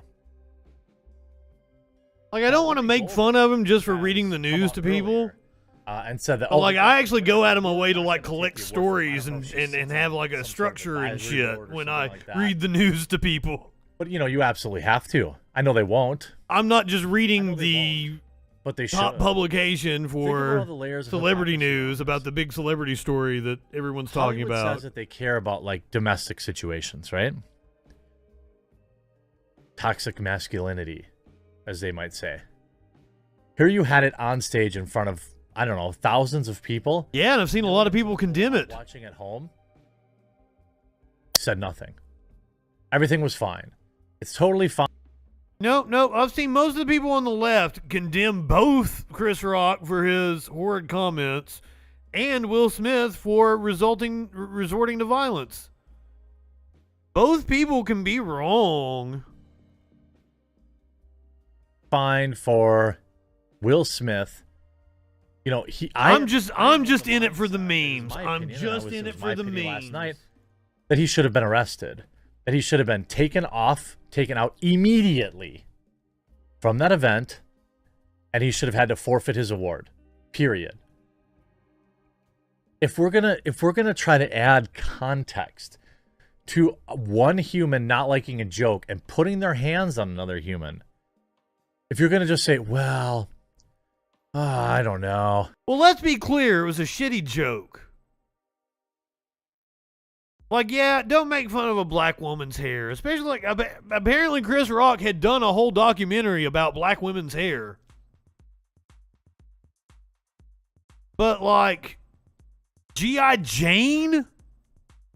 Fucking get better. Chris fucking Rock, dude.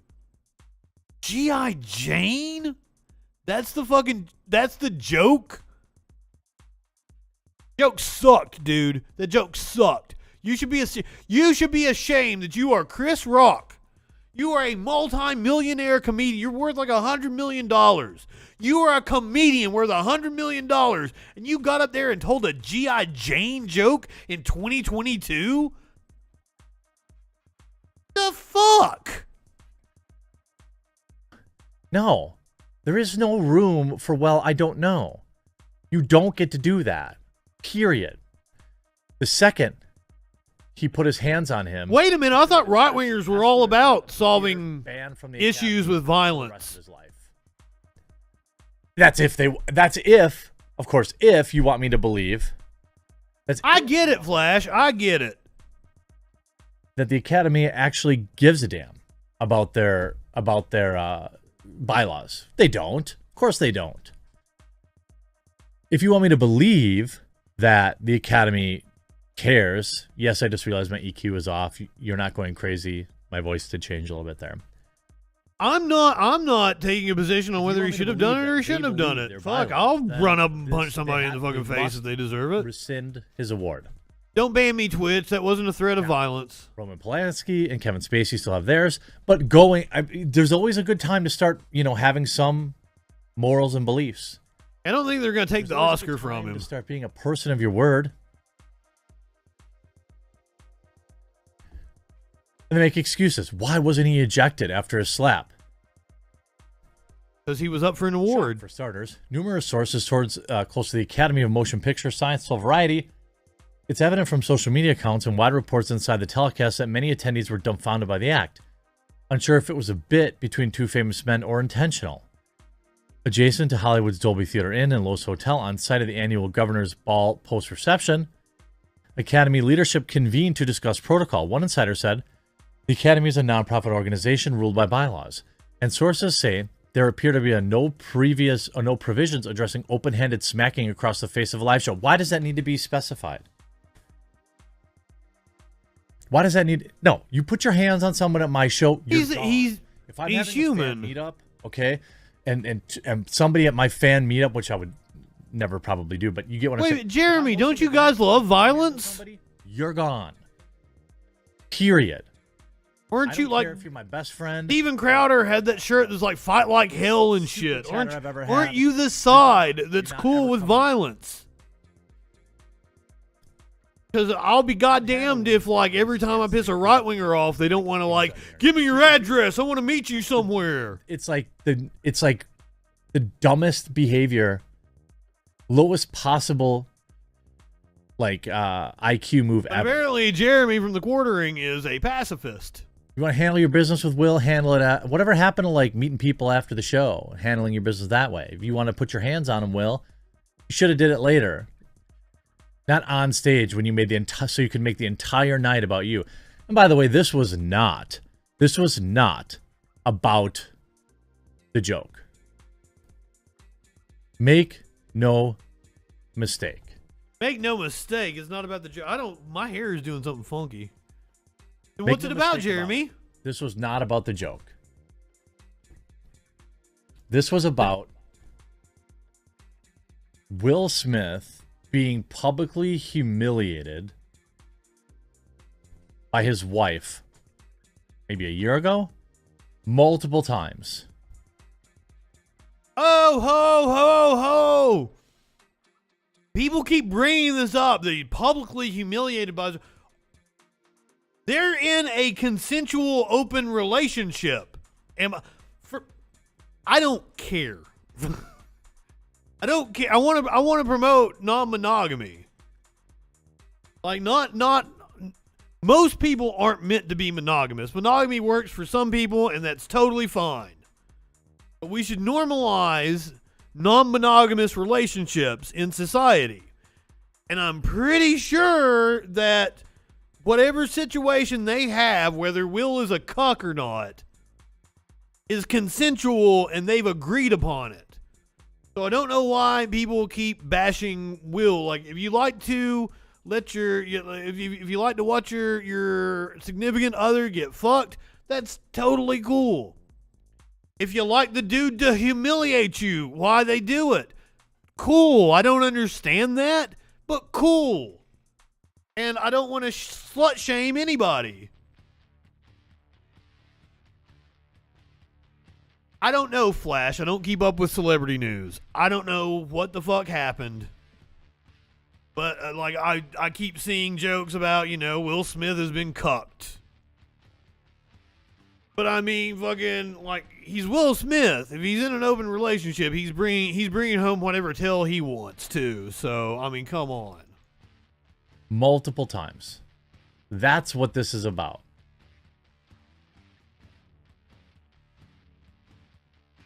And on top of that, so he's trying to claim it's the insecurity from being cucked. I don't. He's lashing out about Will Smith desperately trying to get his masculinity back. Oh, that's what he wants. That's what he desperately hoped that slap would make him look like a tough guy, but it didn't. Made him look like a cuck, which is why it's been trending all day. I mean, it wasn't the most forceful slap, you've got to admit.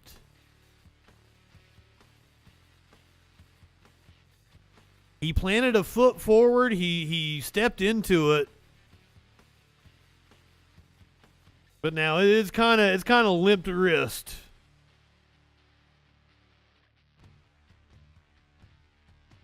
He did like a jazz hand too right afterwards.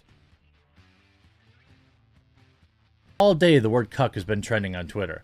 Parents are going to have to describe to their kids what that means because of Will Smith. Oh, well, somebody think of the children. Escorting Smith out of the ceremony was discussed, the source said, though by the time any substantive scenarios were imagined, he'd already been called up to the podium to accept an Oscar for his turn in King Richard. The show ended shortly thereafter as a joyous atmosphere turned sour. Another person close to the event pointed out that the show producers did not want the optics of having security remove a beloved star from his seat, especially as Smith supporters highlighted the defense of his wife. Yeah, Jada Pinkett Smith's rock joke about her bald head. Why? Optics? You worried about optics? The guy hit somebody. Yeah. Some people are concerned with how they look, Jeremy, unlike present company. You open yourself up to liability. Now that this is out there, what if something had happened and him and Chris got into it again backstage? And it's Chris or someone else got hurt. That would be on them. It appears Will Smith may face some disciplinary action or sanction, though it's unlikely he will. How many times has Jeremy used the word cuck? The Academy states it categorically opposed any form of abuse. Smith, who was named Best Actor for his portrayal of Richard Williams, the father of tennis greats Venus and Serena Williams and King Richard, had a big night marred by his outburst. After Chris Rock made the joke, we all saw what happened. Love will not make you do crazy things. Will Smith is in No. Love is a wonderful thing. Space. And make a one man weep, make another man sing. Oscar revoked. I broke out some Michael Bolton on you. I guess wanting people to not hit each other at my event is more important to me than it is to Hollywood. I hope you enjoyed this video. Again, I didn't, and you did not win me over. You will not get my subscription. I just wanted a dumb fuck right-winger's take on what happened at the Oscars last night. But the whole Will Smith and Chris Rock thing completely overshadowed what was a really touching moment. That was Liza Minnelli coming out in one of her rare public appearances.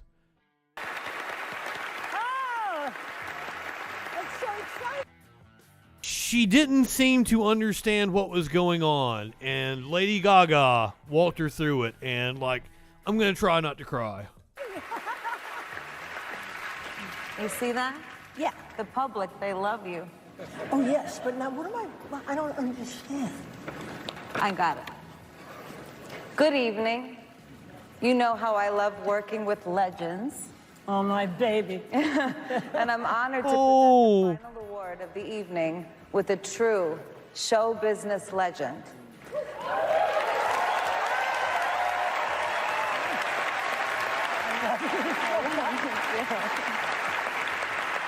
She's celebrating the 50th anniversary of Cabaret.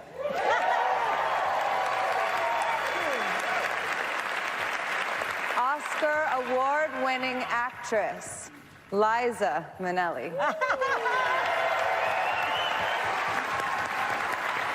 It's a hell of an intro from Lady Gaga.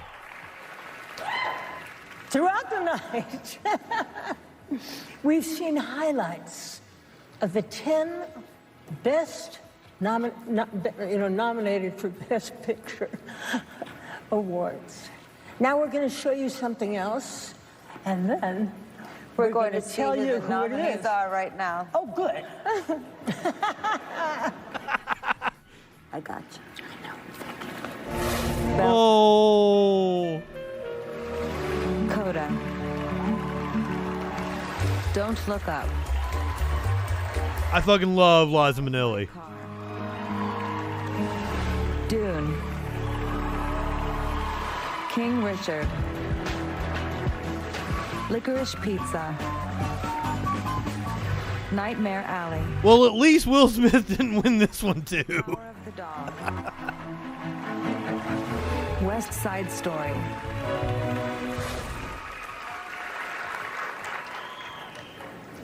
All right, Liza. Yes? Welcome and bienvenue. Welcome. Hi, everybody. I'm so happy to be here, and especially with you. I'm your biggest fan. Are you excited to announce Best Picture? And Oh, the yeah. Oscar goes to... Okay, Coda.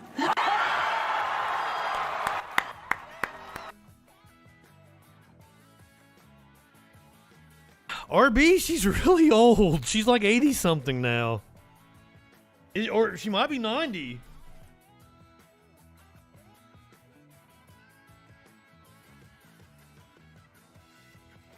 Oh, she's only 76. My bad. I'm sorry, Liza Minnelli. I overshot it.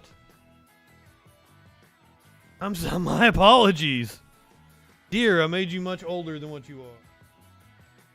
But she's had some health issues as of late. That's fantastic to see her out on the stage with Lady Gaga. That was my Oscar moment. I got overshadowed by stupid-ass Will Smith.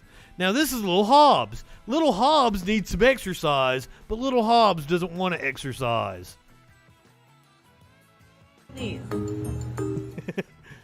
can see he doesn't want to do his swimmies.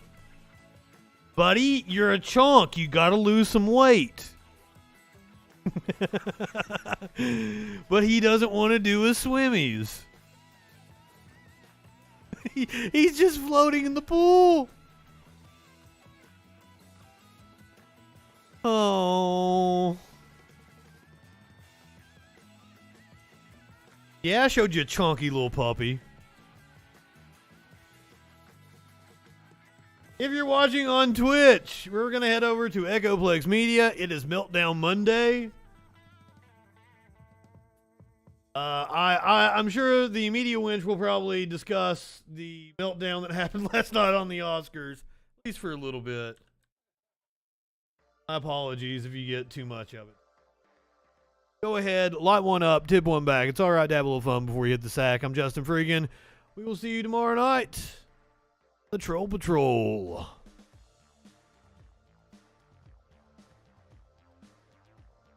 Take you out live.